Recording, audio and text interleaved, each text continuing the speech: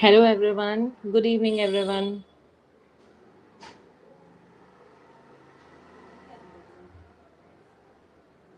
Good evening everyone.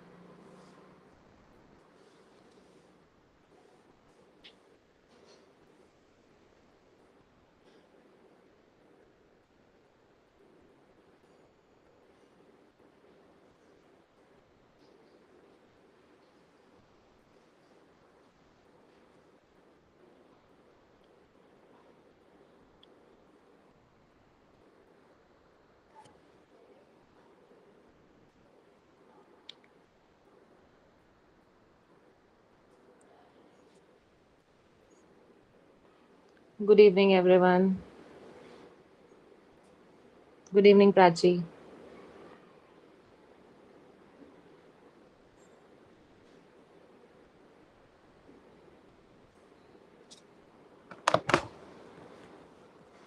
बाकी सब कहाँ रहेंगे? हेलो अभिलिप्सा. Good evening.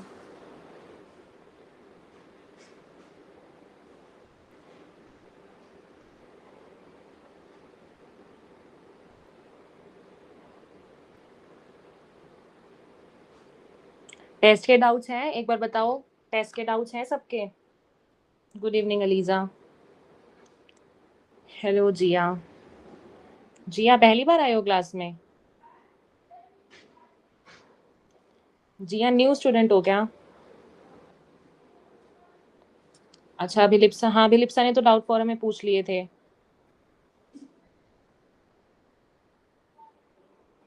अच्छा.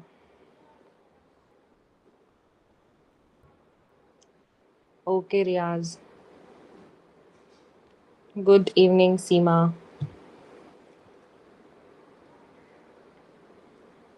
जिया कमेंट नहीं करते होगे शायद, मुझे ऐसा लगा इसलिए. अच्छा किसी के भी डाउट नहीं है क्या टेस्ट में? अभिलिप्सा ने तो सारे क्लियर कर लिए थे डाउट फोरम पे. बाकी बताओ. गुड इवनिंग भावना. अच्छा ठीक है प्राची. बायो में इंडिविजुअली मार्क्स वैसे कैसे थे तुम्हारे, अगर मैं सिर्फ बायो के 12th के पोर्शन से पूछूं तो?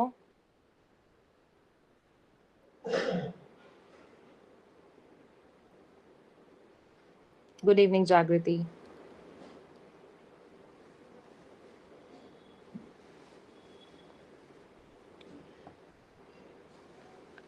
12th का पता नहीं, 252 थे इस बार. अच्छा.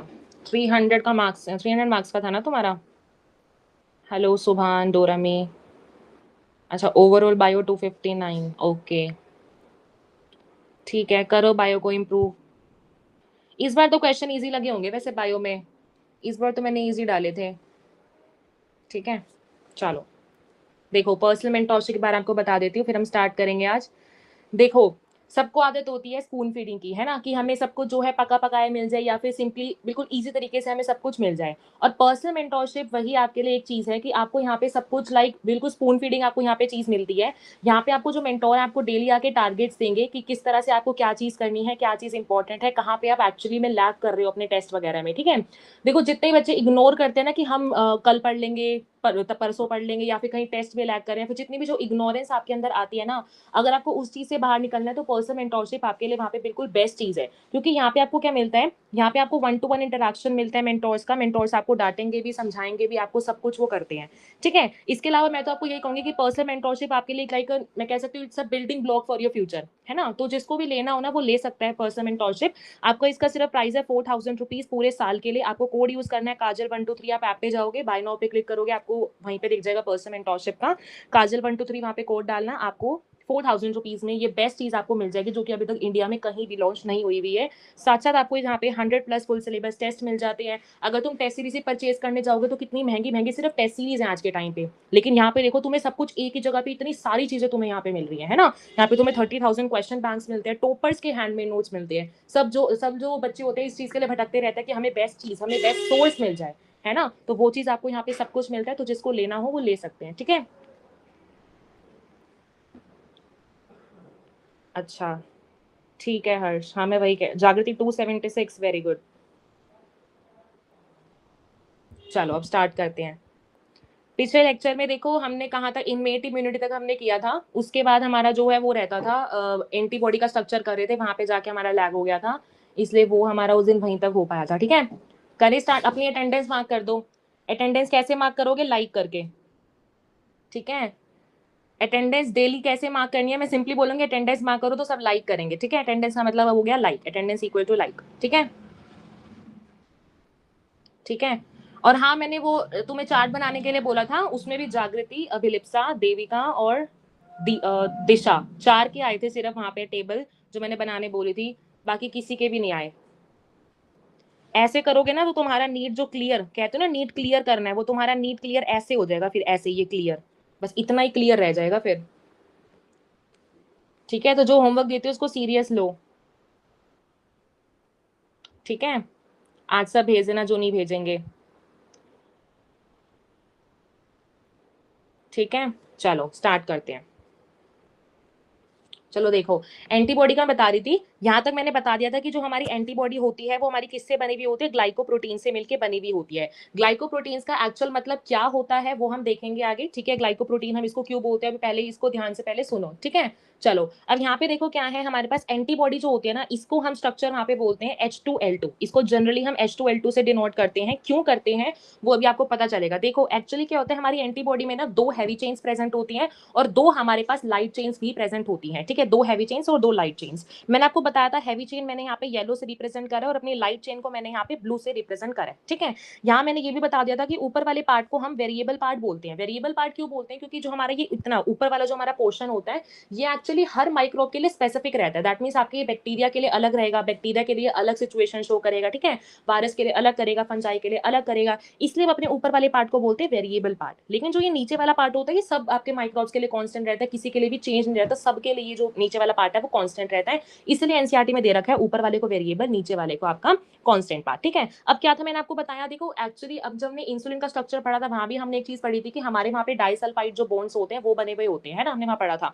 सिमिलरली एंटीबॉडी के आपके डायग्राम में भी आपको यहाँ पे डाइसल्फाइड बॉन्ड्स मिलती हैं, और कितने डाइसल्फाइड बॉन्ड कैसे कैसे मिलते हैं वो हम लास्ट में कैलकुलेशन करेंगे। फिलहाल समझो आपके पास मान लो ये 2 चेन्स हैं, जो आपको ऐसे दिख रहा है ना, जो मैंने ऐसे ग्रीन पोर्शन में करके रख रखा है, इसको सिंपल समझ लेना, यहाँ पे आपके पास डाइसल्फाइड बॉन्ड है। ठीक है, मैंने हर में रिप्रेजेंट नहीं करा, इसको खुद समझ लेना।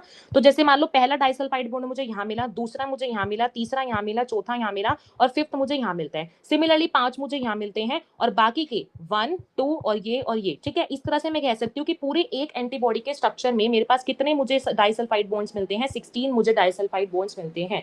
इससे क्वेश्चन आ सकता है कि आपको पूरी एक एंटीबॉडी के स्ट्रक्चर में आपको कितने डाइसल्फाइड ब्रिजेस या बॉन्ड्स मिलते हैं, तो आप वहां पे कहोगे 16। ठीक है, अब बात आती है पैराटॉप क्या होते हैं। देखो आपको पता होगा हमारे पास क्या होता है, आपकी एंटीबॉडी है, एंटीबॉडी का वो पार्ट जो कि आपके पास एक्चुअली एंटीजन से जुड़ना होता है, क्योंकि सबको पता है आपकी बॉडी में जैसे मान लो कोई एंटीजन आया, एंटीजन क्या होता है एक्चुअली एक ऐसा प्रोटीन होता है जो भी लाइक फॉरेन मतलब बाहर का कोई ऐसा प्रोटीन होता है जो कि आपकी बॉडी को एक्चुअल में आपके इम्यून सिस्टम को वीक करने के लिए आता है ना। तो आपको पता है आपको एंटीबॉडी को एंटीजन से बाइंड करना होता है, तो एंटीबॉडी का वो पार्ट जो कि एक्चुअली आपके पास एंटीजन से जुड़ता है, उसको हम कहते हैं पैराटॉप। पैराटॉप को आप सिंपली ये भी कह सकते हो, it's basically N antigen binding site, इसका दूसरा नाम जो होता है पैराटॉप ये भी होता है।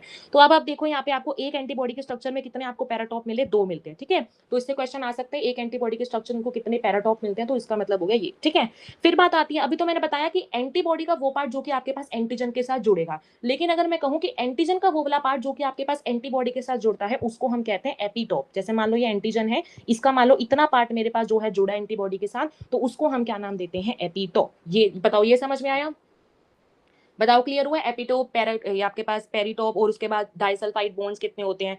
साथ साथ एक और सुनो, मैंने यहाँ पे देखो ग्लाइकोप्रोटीन्स क्यों बोला, क्योंकि आपके पास ये जो मैंने बोला ना 2 चेन्स होती है, 2 हैवी चेन्स होती हैं, 2 लाइट चेन्स होती हैं। ये जो दोनों चेन्स होती है ना, ये बेसिकली अमीनो एसिड के कॉम्बिनेशन से मिलकर बनी हुई होती है। और आपको पता अमीनो एसिड क्या बनाते हैं? प्रोटीन्स बनाते हैं। इसलिए मैं बोलती हूँ कि जो मेरे पास एंटीबॉडी होती है उसको वो एक तरह से ग्लाइकोप्रोटीनेशिया स्ट्रक्चर माना जाता है, या फिर ये ग्लाइकोप्रोटीन से मिलकर बना हुआ होता है। क्यों? क्योंकि आपके पास जो चेन्स होती है वो अमीनो एसिड की बनी हुई होती है। अब इसको याद मत करना, सिंपल बता देती हूँ। आपके पास अगर मैं हैवी चेन की बात करूँ तो वो इतने अमीनो एसिड का मिलकर बना हुआ होता है, लाइट चेन की अगर मैं बात करूँ तो वो आपके इतने अमीनो एसिड का मिलकर बना हुआ होता है। ये बस एक एक्स्ट्रा इन्फॉर्मेशन थी।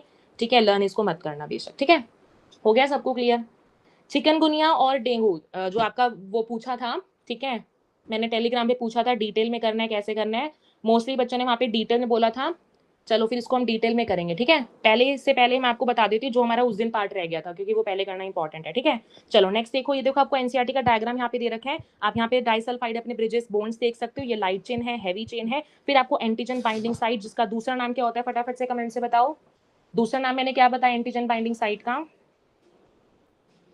बताओ। अटेंडेंस मार्क करी है सबने लाइक करके, बताओ दूसरा नाम एंटीजन बाइंडिंग साइट का, अभी बताया है। ठीक है, पैराटॉप, वेरी गुड, ठीक है। अभिलिप्सा और देविका ने बताया, बाकी बाकी कहाँ गए? ठीक है, प्राची, जागृति, डोरामी, ठीक है, ठीक है। तो इसको हम कहते हैं पैराटॉप। ये आपका एनसीईआरटी का डायग्राम है, मैंने उसी से बताया, ठीक है। अब देखो, अब यहाँ पे ना क्वेश्चन आता है टाइप्स ऑफ एंटीबॉडीज। इस चैप्टर में इसकी थ्योरी में आपको बिल्कुल भी ये वाला क्वेश्चन गिवन नहीं है, लेकिन इससे रिलेटेड क्वेश्चन ना बाकी चैप्टर्स में आ जाते हैं। जैसे हमने आईजीए इम्यूनिटी की बात की थी अपने ह्यूमन रिप्रोडक्शन में, ठीक है। आईजीजी की भी हमने बात करी थी ह्यूमन रिप्रोडक्शन में, जहाँ पे हमने प्लेसेंटा के थ्रू क्रॉसिंग होती है, वहां सब बात की थी, ठीक है। इससे रिलेटेड थोड़ा सा एक्स्ट्रा यहाँ पे आता है। देखो हमारे पास टोटल 5 तरह की आपके पास एंटीबॉडीज होती है। पहली आती है आपके पास आईजीए, फिर आईजीडी, आईजीजी, आईजीएम और आपके पास आईजीई, ठीक है। आपके पास जो होती है, आप इसको लर्न कर सकते हो गेम ड मतलब ऐसे गेम्ड से लर्न कर सकते हो। आपके पास जो है 5 तरह की आपके पास एंटीबॉडीज होती हैं। जो आईजीए आपके पास एंटीबॉडी होती है सबसे ज्यादा एबंडेंट, अगर आपसे देखो इसका क्वेश्चन जरूर आ सकता है, ये बिल्कुल out of the box question नहीं है। इसका क्वेश्चन जरूर आ सकता है कि आपके पास एंटीबॉडीज में से सबसे एबंडेंट आपके पास एंटीबॉडी कौन सी मानी जाती है, तो उसका आंसर होगा आपके पास आईजीए, ठीक है। कौन सी, आपको देखो ह्यूमन रिप्रोडक्शन मैंने बताया था, कोलोस्ट्रम जो होता है उसमें आपके पास एंटीबॉडी मिलती है आईजीए, जो कि आपको बेसिकली कोलोस्ट्रम क्या होता है सबको पता होगा, मदर्स फर्स्ट जो मिल्क होता है उसको हम कहते हैं कोलोस्ट्रम, जो कि बहुत ज्यादा न्यूट्रिशनल होता है। उसके अंदर हमें कौन सी टाइप की एंटीबॉडी मिलती है, आईजीए टाइप की एंटीबॉडी हमें मिलती है। सेकंड आप टाइप की आती है एंटीबॉडी आपके पास आईजीडी। ये ऐसी एंटीबॉडी होती है जो कि आपके पास मेम्ब्रेन बाउंड एंटीबॉडी मानी जाती है। मेम्ब्रेन बाउंड कहने का मतलब ये एक ऐसी एंटीबॉडी होगी जो कि आपके पास सेल के सरफेस के ऊपर, मैं सिंपली बोलूं मेम्ब्रेन मतलब, अगर देखो आपने केमिकल कंपोनेंट कोऑर्डिनेशन थोड़ा भी ड्रॉपर्स होंगे वो रिलेट कर पा रहे होंगे, हमारे पास रिसेप्टर्स भी होते थे, एक होते थे मेम्ब्रेन बाउंड रिसेप्टर, एक होता था अंदर इंट्रासेलुलर रिसेप्टर्स। तो इस तरह से आपके पास ये एंटीबॉडी होती है। इस एंटीबॉडी के 2 पैराटॉप्स होते हैं, लर्न करने की जरूरत यहाँ पे नहीं है कितने होते हैं, बट सिंपल सा बता रही हूँ 2 पैराटॉप्स कैसे, अभी तो 2 तो हमने चलो पढ़ लिया। यहाँ पे अभी हम आगे देखेंगे, एक हमारे पास ना ऐसी भी एंटीबॉडी होती है जिसके आपके पास 5 तरह के आपके पास पैराटॉप होते हैं। 5 तरह के पैराटॉप कैसे अरेंज हो सकते हैं, जैसे मान लो ऊपर मैंने आपको स्ट्रक्चर बताया इस तरह से, ऐसे हो गया, ऐसे हो गया, फिर उसके बाद अगेन आपके पास ऐसे ऐसे, इस तरह से ना ऐसे बिल्कुल 5 पेंटागन टाइप बन जाता है। वहां पे हमारे पास 5 तरह के पैराटॉप भी हमें कहीं किसी एंटीबॉडी में मिलते हैं, but is not important, generally मैंने आपको बता दिया। फिर आता है आईजीजी। आईजी जो एंटीबॉडी होती है मेरे पास वो सबसे ज्यादा एबंडेंट मानी जाती है, लेकिन आईजीए से नहीं, ठीक है। इसके पास भी कैसा पैराटॉप होता है, एक पैराटॉप होता है। और ऐसी कौन सी एंटीबॉडी है जो कि आपको प्लेसेंटा के थ्रू क्रॉस कर जाती है, बहुत इंपॉर्टेंट क्वेश्चन है कि आपके पास ऐसी कौन सी एंटीबॉडी है जो कि आपके पास प्लेसेंटा के थ्रू क्रॉस कर जाती है, तो उसका आंसर आईजीजी। और सेकंड क्वेश्चन जो इंपॉर्टेंट मैंने बताया वो था कोलोस्ट्रम का। ये दोनों पॉइंट तो हमेशा याद होने चाहिए कि कौन सी एंटीबॉडी किस टाइप में आपको मिलती है, ठीक है। फिर अगर क्वेश्चन आए कि लार्जेस्ट एंटीबॉडी कौन सी है, तो इसका एग्जांपल आएगा हमारे पास आईजीएम, ठीक है। और आईजीई ये हमारा एलर्जी इसी चैप्टर का टॉपिक है, ये तो आपको वैसे आगे आगे लर्न हो जाएगा। फिलहाल बस आपको 3 पॉइंट्स याद करके चलने हैं, कोलोस्ट्रम में कौन सी मिलती है, प्लेसेंटा को कौन क्रॉस कर सकती है, और आपके पास लार्जेस्ट एंटीबॉडी कौन सी है, तो उसका आंसर होगा आईजीएम, ठीक है। ठीक है, हो गया क्लियर?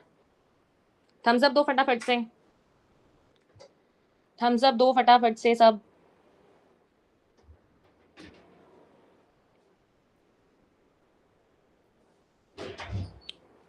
बताओ क्लियर हुआ तो। ठीक है, जागृति, प्राची, देविका, डोरामी, और बताओ। चलो ठीक है दिशा, ठीक है। चलो नेक्स्ट देखते हैं प्राइमरी रिस्पॉन्स और सेकेंडरी रिस्पॉन्स। ये रिस्पॉन्स भी हमारे एंटीबॉडी के डायग्राम के बिल्कुल साथ में दे रखे हैं। एक्चुअली में प्राइमरी रिस्पॉन्स क्या होता है, मान लो मान लो कोई बेबी हुआ, ठीक है। उसको मान लो सबसे पहली बार कोई डिसीज अगर मान लो उसको हुई है, सबसे पहली बार उसको कुछ डिसीज हुई है और उसकी बॉडी ने कोई कोई एंटीबॉडी प्रोड्यूस की है, फर्स्ट टाइम जब उसको कोई भी एंटीजन ने आके इन्फेक्ट किया है, उसको हम कहते हैं बेसिकली प्राइमरी रिस्पॉन्स, ठीक है। लेकिन ये जो प्राइमरी रिस्पॉन्स होता है ना, ये बहुत वीक होता है। क्यों वीक होता है, ये देखो पहली बात तो देखो, अगर मान लो पहली बात तो जैसे मैंने बोला बेबी बोर्न हुआ, उसको कोई डिसीज हुई, मान लो उसको वही डिसीज आगे एडल्ट जब वो बिल्कुल बड़ा बन गया, जब बिल्कुल बड़ा हो गया तब जाके उसको हुई, तो बिल्कुल बचपन से लेके बिल्कुल आगे एडल्ट स्टेज तक उसके पास ये वाली एंटीबॉडी रहती ही रहती है, ठीक है। इसलिए हम इसको क्या बोलते हैं कि जो हमारी प्राइमरी रिस्पॉन्स होती है वो थोड़े लंबे टाइम तक रहती है, as if we compare from a secondary type of response पे अगर हम कंपेयर करें तो हमारा जो प्राइमरी रिस्पॉन्स होता है वो ज्यादा लंबे टाइम तक रहता है, ठीक है। और साथ ही एक तरह से वीक रिस्पॉन्स माना जाता है। सेकेंडरी रिस्पॉन्स में अभी हम पढ़ेंगे, सेकेंडरी रिस्पॉन्स में एनसीईआरटी में एक टर्म लिख रखी है, it basically produce an anamnestic response. वो एनामनेस्टिक रिस्पॉन्स का मतलब होता है कि ये ज्यादा मींस ओवर रिस्पॉन्स प्रोड्यूस करता है अगर हम प्राइमरी वाले से कंपेयर करें तो, ठीक है। फिर साथ साथ देखो मैंने आपको आईजीएम बताया, प्राइमरी रिस्पॉन्स के लिए आपके पास कौन सी एंटीबॉडी रिस्पॉन्सिबल होती है, आईजीएम रिस्पॉन्सिबल होती है। लर्न करना करो, समझने के लिए सिंपल बता रही हूँ, ठीक है। ये बात आप छोड़ सकते हो, ये तीनों याद करनी है। फिर आता है सेकेंडरी रिस्पॉन्स, वही बात है जब आपकी बॉडी सेकंड टाइम उस एंटीजन को आपके पास जब उसको इन्फेक्ट करेगा तब जो आपके पास एंटीबॉडी इम्यूनिटी प्रोड्यूस होगी उसको हम कहते हैं सेकेंडरी रिस्पॉन्स आपके पास प्रोड्यूस हुआ। ये जो आपके पास इसका जो रिस्पॉन्स होता है वो हाई रहता है। मैंने अभी आपको बताया ये कैसा रिस्पॉन्स प्रोड्यूस करता है, एनामनेस्टिक रिस्पॉन्स प्रोड्यूस करता है कि अगर मान लो कोई दोबारा से कोई एंटीजन उसकी बॉडी को दोबारा इन्फेक्ट कर रहा है तो अब जो रिस्पॉन्स जनरेट होगा वो बहुत ज्यादा इंटेंसिफाइड रिस्पॉन्स जनरेट होगा। प्राइमरी में तो बहुत छोटा मतलब बहुत कम सा रिस्पॉन्स जनरेट हो गया, लेकिन सेकेंडरी में बहुत ज्यादा रिस्पॉन्स जनरेट होता है, इसलिए हम कहते हैं secondary response high response produce करता है, या फिर एनसीईआरटी में टर्म लिख रखी है एनामनेस्टिक रिस्पॉन्स, ठीक है। फिर आता है ये शॉर्टर टाइम, ये जो होता है आपके पास कम टाइम के लिए रहता है, क्योंकि देखो प्राइमरी तो आपके पास बड़े तक मतलब एडल्ट होने तक रहा है, लेकिन सेकेंडरी रिस्पॉन्स बहुत कम टाइम के लिए रहता है, ठीक है। इसके लिए कौन सी एंटीबॉडी रिस्पॉन्सिबल होती है, आईजी रिस्पॉन्सिबल होती है, सिंपल आप इसको मैग्नीशियम से याद कर सकते हो, एम और जी, ठीक है। फिर लास्ट में ये पॉइंट बहुत ज्यादा इंपॉर्टेंट है कि आपके पास जो सेकेंडरी वाली इम्यूनिटी होती है वो आपके मेमोरी प्रोड्यूस करने में हेल्प करती है। मेमोरी कैसे, देखो मेमोरी का वही बात है जैसे मान लो आपके पास प्राइमरी वाली जो थी एंटीबॉडी, प्राइमरी वाली जो इम्यूनिटी थी वो जनरेट हुई, अब क्या होता है हमारी बॉडी क्या करती है, प्राइमरी वाले रिस्पॉन्स की ना मेमोरी लेके चलती है पूरा लाइफ, मतलब जब भी कोई एंटीजन फर्दर आएगा तो हमारी बॉडी उसके ना मेमोरी साथ साथ लेके चलती है कि अगर मान लो कभी दोबारा आया भी तो मुझे उसका हाई या फिर इंटेंसिफाइड रिस्पॉन्स मुझे जनरेट करना है, इसलिए हम कहते हैं सेकेंडरी रिस्पॉन्स की हमें हमेशा मेमोरी यहाँ पे हमें मिलती है, सेकेंडरी रिस्पॉन्स में हमेशा हमें मेमोरी यहाँ पे दिखेगी ही दिखेगी, ताकि आपके पास more and more intensified response जो है वो जनरेट हो पाए।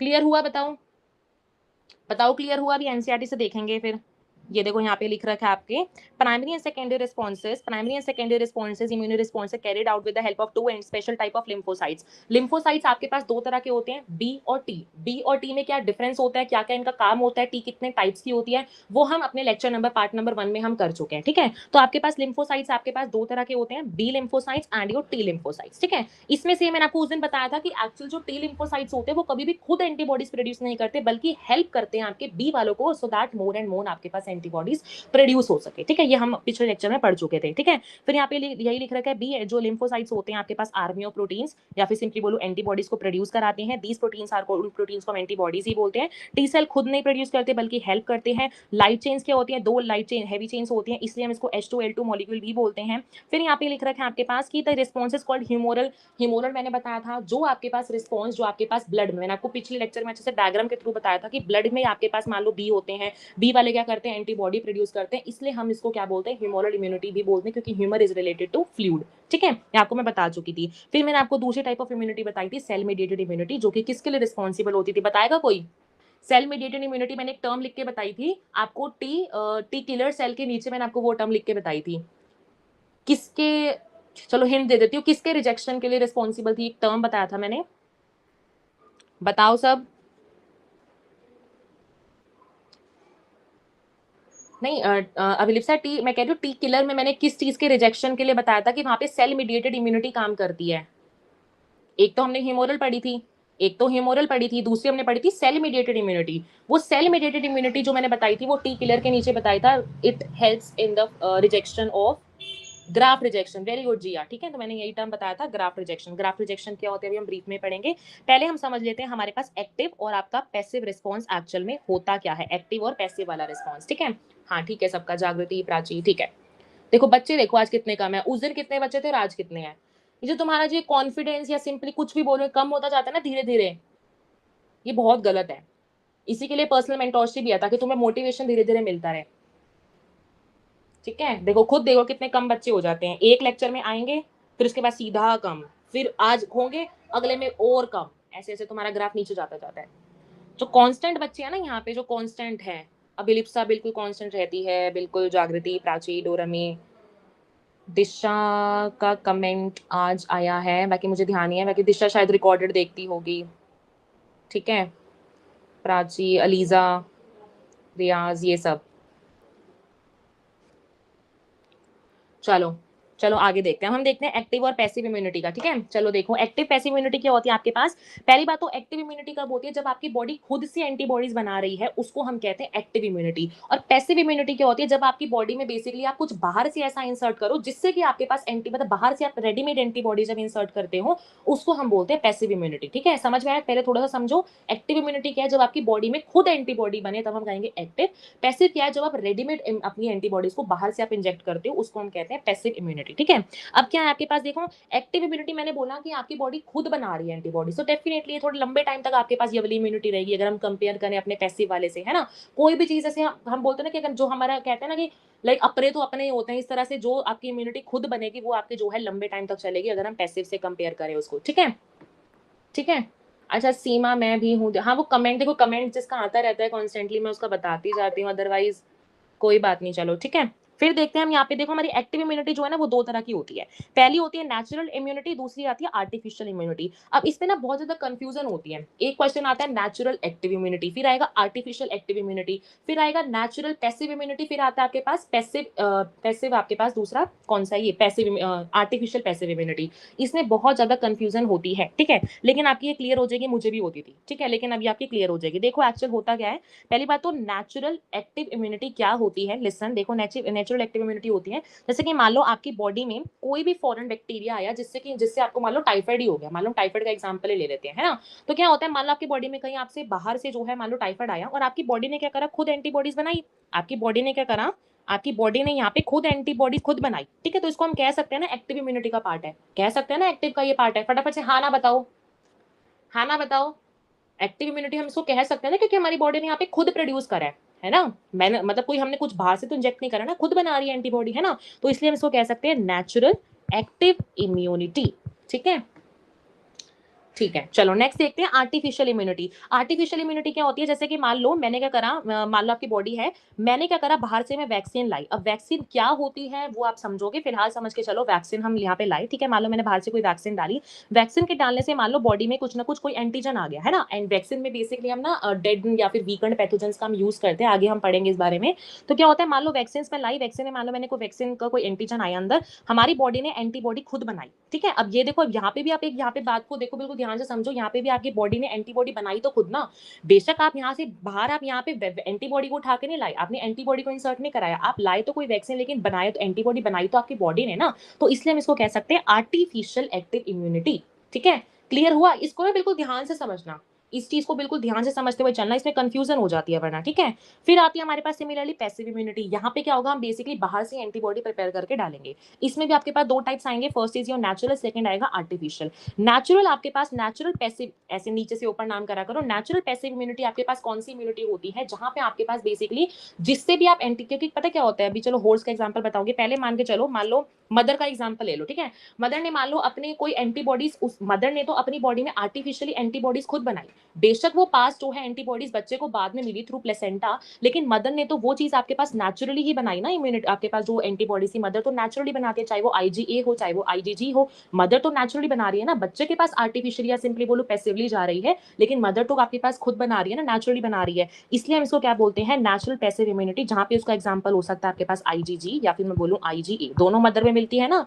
तो इसलिए हम यहाँ पे बोलते हैं कि नेचुरल पैसिव इम्यूनिटी कौन सी होती है, कि आप यहाँ पे मदर तो खुद बना रही है, बच्चे को बेशक पैसिवली मिल रही है। ठीक है, फिर आता है आपके पास आर्टिफिशियल पैसिव इम्यूनिटी। क्या है आर्टिफिशियल पैसिव इम्यूनिटी? जनरली क्या होता है, देखो मैं आपको बताती हूँ, पहले के टाइम पे अभी बोलूं, पता है क्या होता है, कभी कभी ना हॉर्स होता है, मान लो मैंने हॉर्स का एग्जांपल लिया, तो इसमें क्या होता है, हम इस हॉर्स के अंदर ना खुद मतलब खुद से हम क्या कराते हैं, एंटीबॉडीज बनवाते हैं। पहले तो मदर में तो खुद बन रही थी, लेकिन मान लो मैंने हॉर्स का एग्जांपल लिया, इसमें मान लो मैंने खुद से कुछ ना कुछ इंजेक्शंस लगवा लगा के मैंने एंटीबॉडीज बनवाई, और फिर मैंने इसमें से एंटीबॉडी निकाल के किसी और इंडिविजुअल में डाली, उसको हम यहाँ पे कहते हैं आर्टिफिशियल पैसिव इम्यूनिटी। ठीक है, क्लियर हुआ? आर्टिफिशियल पैसिव क्या है, जब मैंने जिससे मैं ले रही हूँ उसके अंदर भी मैंने आर्टिफिशियली बनवाई है, तो उसको हम कहते हैं आर्टिफिशियली पैसिव इम्यूनिटी। इसका एग्जांपल हो सकता है जैसे कि एंटी स्नेक विनोम, जब आपका स्नेक आपको काट जाए उस टाइम पे हम अपने यही आर्टिफिशियल पैसिव इम्यूनिटी का ही यहाँ पे एग्जांपल हम यहाँ पे यूज करते हैं। दूसरा एग्जांपल आ सकता है एंटी टेटनस विनोम। ठीक है, जब किसी को टेटनस वगैरह प्रॉब्लम हो जाती है तो वहां पर भी हम कौन सी इम्यूनिटी यूज करते हैं, आपकी आर्टिफिशियल पैसिव इम्यूनिटी हम वहां पे यूज करते हैं। तो ये चारों टर्म्स बहुत ज्यादा कंफ्यूजिंग भी है और इंपॉर्टेंट भी है, इनसे डायरेक्टली क्वेश्चन आता है, बिल्कुल डायरेक्टली क्वेश्चन आता है। ठीक है। नेचुरल पैसिव एक बार फिर से, अच्छा देखो रियाज, देखो नेचुरल पैसिव का मतलब है, पहली बात तो देखो हमने इसको पैसिव की बोला क्योंकि देखो मैंने एग्जांपल दिया वहां पे मदर और बच्चे का। बच्चे को तो ये वाली जो इम्यूनिटी है वो कहाँ से मिली, मदर से ही मिली, मतलब एक तरह से एंटीबॉडी वहां पे तो प्रिपेयर होके आई ना, इसलिए हमने इसको बोला पैसिव। दूसरा मैंने यहाँ पे इसको नेचुरल की बोला क्योंकि मदर ने तो उसको नेचुरली अपनी बॉडी में नेचुरली एंटीबॉडीज को खुद बना रही है ना, ये थोड़ा हमने मदर में इंजेक्शन डाल डाल के एंटीबॉडीज बनवाई है, इसलिए हम इसको क्या बोलते हैं, नेचुरल, नेचुरल पैसिव इम्यूनिटी। ठीक है, ठीक है। शिव अभी आए हो या क्या फिर कमेंट अभी करें? ठीक है, क्लियर हो गया, रियाज क्लियर हुआ। फिर हम आगे यहाँ पे देखो एनसीईआरटी से ये पढ़ते हैं, ये देखो क्या लिख रखा है। ठीक है, चलो देखो, when a host is export to antigens which may be in the form of living organism. अब देखो पता क्या होता है, आपके जो एंटीजेंस हम इंजेक्ट करते हैं ना, जैसे कि पता अगर आपको वैक्सीन की डेफिनेशन बताऊं, वैक्सीन हमारे पास क्या होती है, एनसीईआरटी में लिख रखा है, मैं अपनी तरफ से नहीं बोल रही, ठीक है। वैक्सीन आपके पास क्या होता है, वैक्सीन के लिए हम यूज करते हैं इनएक्टिवेटेड, ठीक है, इनएक्टिवेटेड, या फिर मैं इसको वर्ड यूज कर सकती हूँ वीकंड पैथोजन, वीकंड पैथोजन, ठीक है। इसका मतलब सॉरी एंटीजन, वीकंड एंटीजन, ठीक है, वीकंड एंटीजन, ठीक है। क्या होता है हमारे पास, मान लो जैसे मान लो मैंने बोला कोई मेरे पास माइक्रोब है, कोई मेरे पास माइक्रोब है, ये जो मेरे पास माइक्रोब है इस ये मान लो डेड हुआ है या फिर बहुत ज्यादा वीक है, लेकिन इसकी बॉडी पे एंटीजेंस तो प्रेजेंट है ना, इसकी बॉडी पे एंटीजेंस तो प्रेजेंट है, तो जब हम इसको किसी भी मान लो किसी बॉडी किसी इंडिविजुअल की बॉडी में इसको इंजेक्ट कर देते हैं ना, तो ये आपके पास काम करता है एज एन वैक्सीन की तरह, ये जो होता है वो आपके पास वैक्सीन की तरह ये काम करता है। इसके एनसीईआरटी में लिख रखा है कि जो वैक्सीन होती है वो इनएक्टिवेटेड वीकंड एंटीजन मानी जाती है, ठीक है। क्लियर हुआ आपके पास वैक्सीन ऐसा क्यों लिख रखा है, ठीक है। चलो नेक्स्ट देखो यहाँ पे, यही बात लिख रखी है कि may be in the form of living और डेड माइक्रोब, हम कैसे भी दे सकते हैं, ठीक है। Antibodies are produce in the host, this type of immunity is called the active immunity. Active immunity क्या होती है मैंने आपको बता दिया। फिर साथ साथ पैसिव इम्यूनिटी का दे रखा है, कोलोस्ट्रॉम का दे रखा है, ये आपको वैसे भी समझ में आ गया होगा, आप रीड इसको कर लेना, ठीक है। यहाँ हम पढ़ते हैं फिलहाल वैक्सीनेशन का, लिखो यहाँ लिख रखा है प्रिंसिपल ऑफ इम्यूनाइजेशन और vaccination is based on the property of memory of immune system. Definitely यहाँ पे आपके पास मेमोरी इन्वॉल्व होगी ना, जैसे मान लो कोई वैक्सीन हमने इंट्रोड्यूस कराई तो यहाँ पे मेमोरी तो इन्वॉल्व होगी, पहले हमारी बॉडी कभी ना कभी मान लो वो उसकी मेमोरी तो लेके आ रही है ना, जैसे मैंने आपको सेकेंडरी रिस्पॉन्स में ऊपर बताया है ना। तो फिर देखो यहाँ पे वही टर्म लिख रखे जो मैंने आपको बताई, वैक्सीनेशन में हम क्या करते हैं, preparation of antigenic proteins of pathogen और इनएक्टिवेटेड वीकेंड पैथोजन, जिसको हम वैक्सीन कहते हैं, वो हम इंट्रोड्यूस कराते हैं अपनी बॉडी के अंदर, ठीक है। अच्छा मुझे एक बात बताओ, पोलियो, जैसे हम पोलियो की वैक्सीन लेते हैं उसमें हम क्या कहते हैं, अपनी एंटीबॉडीज को हम वहां पे इंजेक्ट कराते हैं या फिर हम वहां पे एंटीजन को इंजेक्ट कराते हैं। देखो एंटीबॉडी तुम कहोगे हम वहाँ पे एंटीबॉडी को इंजेक्ट करा सकते हैं क्योंकि हमें अल्टीमेटली हमारी बॉडी को एंटीबॉडी बनानी चाहिए, तभी तो वो पोलियो वायरस को किल करेगी। लेकिन मुझे बात बताओ, वहाँ पे एंटीजन को इंजेक्ट कराते हैं या फिर हम वहाँ पे कोई भी वैक्सीन लेते हैं, चलो सिंपल बताओ, हम कोई भी वैक्सीन जब लेते हैं, जैसे कोविड की वैक्सीन हमने ली थी, तो वहाँ पे क्या हमने एंटीबॉडी ली थी या फिर हमने एंटीजन लिया था? ठीक है, प्राची कह रही है एंटीजन, जिया कह रही है एंटीजन, और बताओ।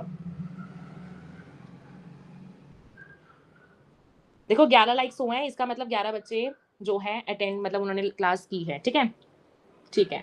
जितने यहाँ पे लाइक्स होंगे उतना मैं समझूंगी कि उतने जो है अटेंड उन्होंने जो है आज मतलब मैं कहूँ वो प्रेजेंट है, ठीक है।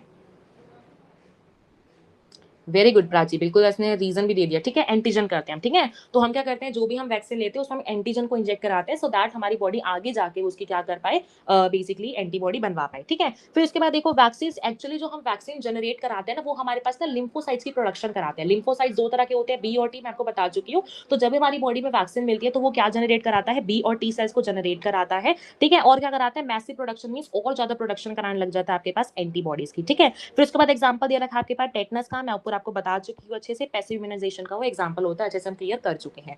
अब आती है ये बात बहुत इंपॉर्टेंट है, देखो recombinant DNA technology has allowed the production of antigenic polypeptides, और आई कैन सिंपली से वैक्सीन की यहाँ पे बात कर रहे हैं, इन बैक्टीरिया और ईस्ट। हमने रिकॉम्बिनेंट डीएनए टेक्नोलॉजी का यूज किया था अपने बायोटेक में, बहुत ज्यादा हमने वहाँ पे यूज किया था। हमने वहाँ पे ये भी देखा था कि हमें अपनी रिकॉम्बिनेंट या फिर सिंपली बोलूँ हमने बायोटेक्नोलॉजी का ड्रग्स वगैरह, सिंपली बोलूँ हमने मेडिसिन बनाने में भी अपनी बायोटेक्नोलॉजी का यूज हमने वहाँ पे किया था, अगर आपको याद हो तो, है ना। इसी तरह से हम क्या कर सकते हैं, अपनी हम हेपेटाइटिस बी की, ठीक है, वैक्सीन बनवा सकते हैं ईस्ट से। ये बहुत इंपॉर्टेंट क्वेश्चन है कि हम हेपेटाइटिस बी से अपनी वैक्सीन बनवा, ईस्ट से हम वैक्सीन बनवा सकते हैं, कौन से डिसीज की, हेपेटाइटिस बी की हम वैक्सीन बना सकते हैं with the help of your recombinant DNA technology. बहुत ज्यादा इंपॉर्टेंट है कि ऐसी क्या चीज है जिसके थ्रू हम अपनी वैक्सीन प्रिपेयर करा सकते हैं। तो उसका आंसर सब लिखो, फटाफट से आंसर लिखो, आंसर जो पहले देगा उसको टॉफी मिलेगी, बताओ।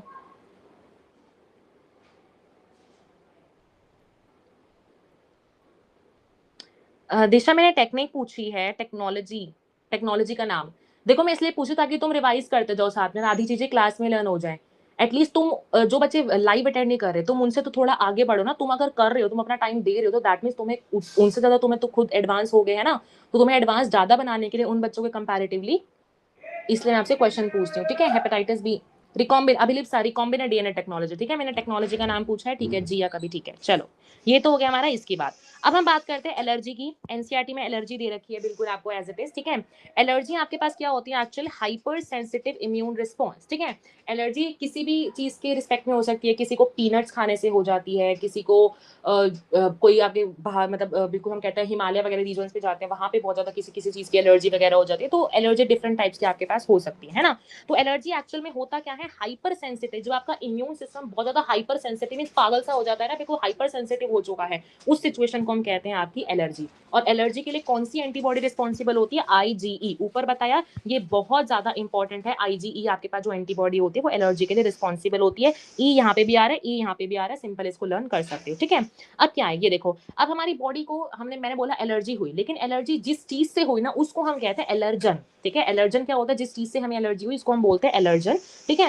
एक्चुअली होता क्या है, हमारे पास हमारी बॉडी में मास्ट सेल्स होते हैं, ठीक है। हमारी बॉडी में मास्ट सेल्स होते हैं, सिंपल आप मैक्रोफेजेस कह सकते हो, ठीक है। अगर आपने स्ट्रक्चरल ऑर्गेनाइजेशन थोड़ा पढ़ा होगा तो आपको वहां पता होगा। तो हमारी बेसिकली होता क्या, आपके पास जैसे ही मान लो कोई एलर्जन आया, मतलब कोई भी ऐसी चीज आई जो कि आपको एक्चुअली एलर्जी कॉज करती है, वो क्या करती है आपके पास आपके मास्ट सेल पे जाके एक्ट करती है। ये मास्ट सेल जो होते हैं आपके पास क्या रिलीज कराते हैं, हिस्टामिन एंड सेरोटोनिन। यहाँ पे आप साथ में सेरोटोनिन भी लिख सकते हो, ठीक है। तो ये मास्ट सेल जो होते हैं आपके पास किसका रिलीज कराते हैं, हिस्टामिन और सेरोटोनिन का रिलीज कराते हैं। ये एक्चुअली क्या करते हैं, वासोडाइलेशन करते हैं। वासोडाइलेशन का मतलब होता है, डायलेशन का मतलब खुला करना, मतलब ये क्या करता है, ब्लड वेसल्स को, पहले मान लो ब्लड वेसल्स ऐसे होते हैं नॉर्मली, लेकिन जब आपके पास हिस्टामिन रिलीज होता है तो आपके ब्लड वेसल्स बहुत ज्यादा चौड़े हो जाते हैं, बहुत ज्यादा वाइड हो जाते हैं, जिसकी वजह से क्या होता है आपके पास ज्यादा ब्लड जो है उनमें से पास कर पाएगा। और जैसे कि आप देखते हो आपको एलर्जी में रेडनेस कभी कभी दिखती है, आपके फेस पे दिख सकती है, आपकी नोज वगैरह पे दिख सकती है, आपको में तो कुछ रेडनेस आपको देखने लग जाते हैं किसी किसी केसेस में, है ना। तो वो इसी रीजन की वजह से होता है, आपके पास हिस्टामिन की वजह से ही ऐसा होता है, क्योंकि वहां पे जो हिस्टामिन होता है वो वासोडाइलेशन कर देता है, इसलिए हमें वहां पे रेडनेस भी जो है वो दिखती है, ठीक है। क्लियर हुआ, क्लियर हुआ। साथ साथ देखो हम यहाँ पे एग्जांपल दे रखे हैं, जैसे कि for an example hay fever, जो हे फीवर होता है, ठीक है। ये हमारा इसके जो इसका एलर्जन माना जाता है वो पोलन माना जाता है, ठीक है। एलर्जन का मतलब जो कि एक्चुअली एलर्जी कॉज कर रहा है, जो कि एक्चुअली ये आपके पास डिसीज कॉज कर रहा है, उसको हम क्या बोलते हैं, पोलन, यहाँ पे एलर्जन माना जाता है हे फीवर का। सिमिलरली अस्थमा के लिए, पहली बात तो सबको पता है अस्थमा में किसको, आपके अस्थमा जो होता है उसमें क्या चीज इन्फेक्ट होती है, आपके लोअर रेस्पिरेटरी ट्रैक जो होता है वो इन्फेक्ट होता है, या फिर सिंपली बोलो आपके पास जो ब्रोंकिल्स या फिर एल्वोलोई, ये सब जो चीजें होती है वो इन्फेक्ट होती है आपके पास अस्थमा में। एक्चुअली होता क्या है, अभी मैंने आपको बताया जो मेरा हिस्टामिन होता है वो वासोडाइलेशन करता है, साथ ही साथ ये जो हिस्टामिन होता है ये मेरे पास ये ब्रांकियो कॉन्स्ट्रिक्टर भी माना जाता है। ब्रांकियो कॉन्स्ट्रिक्टर, कॉन्स्ट्रिक्टर का मतलब ऐसे बिल्कुल चिपका, मतलब कॉन्स्ट्रिक्ट कर देगा, ठीक है, कॉन्ट्रैक्शन हो जाएगी। तो आपके पास जो हिस्टामिन होता है ये साथ साथ ब्रांकियो कॉन्स्ट्रिक्शन भी होता है, दैट मींस आपके पास ये ब्रोंकियोल्स, आपकी लंग्स में जाके ब्रोंकियोल्स को बिल्कुल कॉन्स्ट्रिक्ट कर देता है। और जैसे ही आपके मान लो ब्रोंकियोल्स कॉन्स्ट्रिक्ट होते हैं ना, तभी बहुत हम देखेंगे ओल्ड एज में ज्यादातर ये चीजें होती हैं। तो अस्थमा की जिसको प्रॉब्लम होती है वहां पे एक्चुअल में क्या होता है, वहां पे ब्रोंकियोल्स जो होते हैं वो कॉन्ट्रैक्ट हो जाते हैं। इसलिए जो हम पंप नहीं देते, जब हम अस्थमा पेशेंट्स को जो हम पंप देते हैं उसमें एक्चुअली ना एंटीहिस्टामिन होता है, उसमें एंटीहिस्टामिन होता है। जैसे वो एंटीहिस्टामिन वो अपना इनहेल करते हैं, वैसे क्या होता है उनके ब्रोंकियल्स वापस से डायलेट हो जाते हैं और वैसे उनकी बॉडी जो है वो काम करने लग जाती है नॉर्मली, ठीक है। थोड़ा सा एक्स्ट्रा बता दिया। तुम ये बताओ जो मैं थोड़ा थोड़ा एक्स्ट्रा बताती हूँ ये सही लगता है या फालतू लगता है, बताओ, बताना। जैसे मैंने वहां बताया था, कोरोना का टेस्ट बताया था, आरटी-पीसीआर का, ठीक है। चलो ठीक है, चलो आगे पढ़ते हैं, ठीक है। ये देखो फिर आपको एलर्जी की बात लिखी हुई है यहाँ पे, ठीक है। एलर्जी क्या होती है आपको पता होगा, एलर्जी के क्या क्या सिम्टम्स हो सकते हैं, ये देखो, स्नीजिंग, छींक आने लग जाएगी बहुत ज्यादा, वाटरी आईज, सही, अच्छा ठीक लगता है ना सबको, ठीक है, गुड। चलो आगे देखते हैं। स्नीजिंग हो सकती है, वाटरी आईज हो सकती है, रनिंग नोज हो सकती है, डिफिकल्टी सांस लेने में दिक्कत हो सकती है, ठीक है। एलर्जी किस रीजन की वजह से होती है, हिस्टामिन सेरोटोनिन की वजह से होती है, इसलिए हम यहाँ पे क्या चीजें देना प्रेफर करते हैं, एंटीहिस्टामिन, एड्रेनालिन और स्टेरॉइड। ये तीनों एग्जांपल फटाफट से कमेंट्स में लिख दो, चाहे इनका स्टार्टिंग वर्ड लिख दो, शॉर्ट फॉर्म लिख दो, कुछ मर्जी लिखो, बट ये तीनों चीजें लर्न होनी चाहिए कि हम अपनी एलर्जी को प्रिवेंट करने के लिए क्या क्या चीजें यूज कर सकते हैं, एंटीहिस्टामिन, एड्रेनालिन और आपका स्टेरॉइड, जो कि आपके सिम्टम्स को, एलर्जी को कम कर देगा। ये नहीं कि एलर्जी को खत्म ही कर देगा, जो आपके सिम्टम्स आ रहे हैं ना उनको एक्चुअली क्या करता है, कम कर देता है, ठीक है। समझ में आया। फिर यहाँ पे लिख रखा है कि अगर आप आज के टाइम पे देखें तो एलर्जी के जो बेसिकली जो एलर्जी के जो केसेस हैं वो ज़्यादा हो चुके हैं बिकॉज वही खाना पीना बेकार हो गया है, पॉल्यूशन ज़्यादा हो गया है, इसी वजह से। ठीक है, एंटीहिस्टामिन, एड्रेनालिन, स्टेरॉइड। ठीक है, 3 बच्चे जाग रहे हैं, बाकी प्राची, अभिलिप्सा, शिव जाग रहे हैं, बाकी बाकी बाकी मैंने पूरा नहीं कहा तुम्हें कमेंट करने के लिए, जिससे नहीं हो रहा है एटलीस्ट शॉर्ट फॉर्म तो लिख दो। मैं किसके लिए, अपने लिए कर रही हूँ, मुझे तो आता है, मैं तो बता दूंगी, मैं तो पेपर दे आऊंगी। ठीक है दिशा, और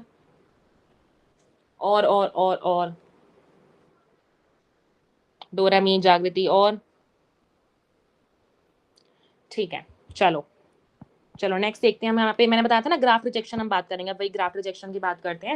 मैंने आपको उस दिन बताया था ग्राफ रिजेक्शन के लिए कौन सी इम्यूनिटी होती है, CMI mean cell mediated immunity काम करती है, टी सेल्स वहाँ पे आपके पास काम करते हैं। कौन से टी सेल्स काम करते हैं मैंने आपको बताया था, वहाँ पे टी किलर सेल्स काम करते हैं। ठीक है, अब आपके पास ना क्या होता है, बेसिकली ग्राफ रिजेक्शन का मतलब क्या होता है, जैसे मान लो मैंने ट्रांसप्लांटेशन कराया, मैंने उस दिन भी शायद बताया था, है ना, शायद मैंने बताया था कि मान लो कभी ट्रांसप्लांटेशन कराना हो, मान लो मैंने अभिलिप्सा से किडनी ली, ठीक है, तो हो सकता है मेरी बॉडी उसको वो कर दे, बिल्कुल इग्नोर कर दे कि मैं नहीं लेती, मतलब बिल्कुल लड़ने लग जाए अंदर अंदर। तो क्या होता है उस चीज को वहाँ पे ग्राफ्ट रिजेक्शन कभी कभी हो जाता है। ग्राफ्ट का मतलब होता है भाई कि आपको आपने ऑर्गन लिया हो बेसिकली किसी की बॉडी से, ठीक है, तो हमारी बॉडी उसको रिजेक्ट कर सकती है, उसी चीज को हम कहते हैं सेल में आपकी ग्राफ्ट रिजेक्शन। और मेरी बॉडी में ऐसी क्या चीज है जो कि आपके पास उसको ऑर्गन को रिजेक्ट कर रही है, सेल मीडिएटेड इम्यूनिटी वहाँ पे जो होती है वो काम करती है। ठीक है, अब क्या होता है ये देखो, अच्छा ये बताऊं, अब जो एक्स्ट्रा सुनना चाह रहे हैं थोड़ा सा बताऊं या नहीं, मैं देखती हूँ, अगर यहाँ पे 2 लाइक्स मुझे 1 मिनट में बड़े मिले तो बताऊंगी मैं यहाँ पे।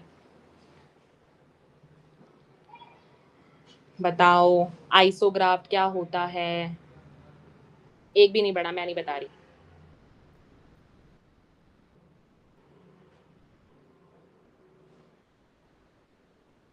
नहीं बता रही मैं, लाइक तो तुम करते नहीं, अटेंडेंस भी मार्क नहीं करते।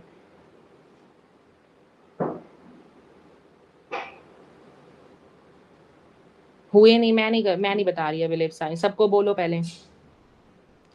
रिकॉर्डेड वालों, रिकॉर्डेड वालों, रिकॉर्डेड जो बाद में देखेंगे वो भी करेंगे, ठीक है, ये लाइव वाले तो अच्छे हैं, चलो रिकॉर्डेड वाले बहुत आलसी हो जाते हैं। चलो बता देती हूँ, एटलीस्ट तुम्हारे लिए तो बताऊं।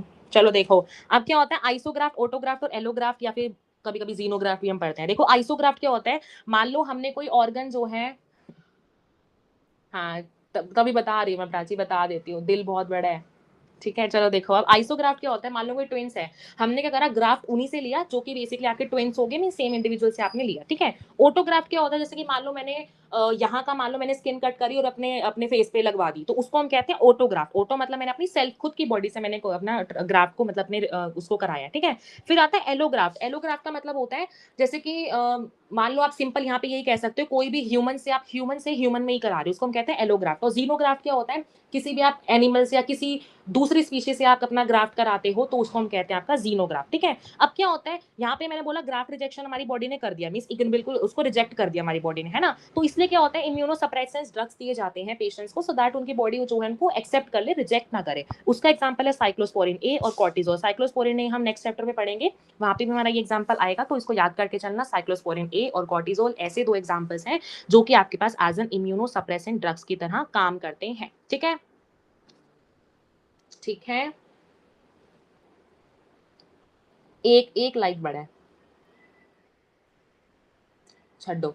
चलो देखो, अब देखते हैं हम ऑटो इम्यूनिटी के बारे में। देखो ऑटो इम्यूनिटी मैंने आपको भी बताया, जब आपकी बॉडी सेल्फ सेल्स मतलब खुद के ही सेल्स को अटैक करने लग जाए, ठीक है, मतलब पागल सी हो जाए बॉडी, यार बॉडी पागल है, अपने आप को खुद के सेल्स को अपने खुद ही वो करी जा रही है, मारी जा रही है, उस चीज को हम कहते हैं ऑटो इम्यूनिटी। या फिर सिंपली बोलो, जब आपकी बॉडी अपने ही सेल में डिफरेंशिएट नहीं कर पाती, यार अपने तो अपने हैं लेकिन कोई डिफरेंशिएट नहीं कर पाती बॉडी, पर आयो को अपना समझने लग जाती है ना, उसको हम कहते हैं आपकी ऑटो इम्यूनिटी डिसीज हो जाती है उसको। ठीक है, तो क्या होता है हमारे पास, पहले मैं आपको दिखा देती हूँ डिसीजेस के नाम क्या होते हैं। ये देखो एनसीईआरटी में देखो सी, ये देखो यहाँ पे लिख रखा है। पहली बात तो मेमोरी बेस एक्वायर्ड इम्यूनिटी, सबको पता है एक्वायर्ड इम्यूनिटी में मेमोरी बेस आपके पास इम्यूनिटी होती है, कौन सी होती है आपको पता है ना।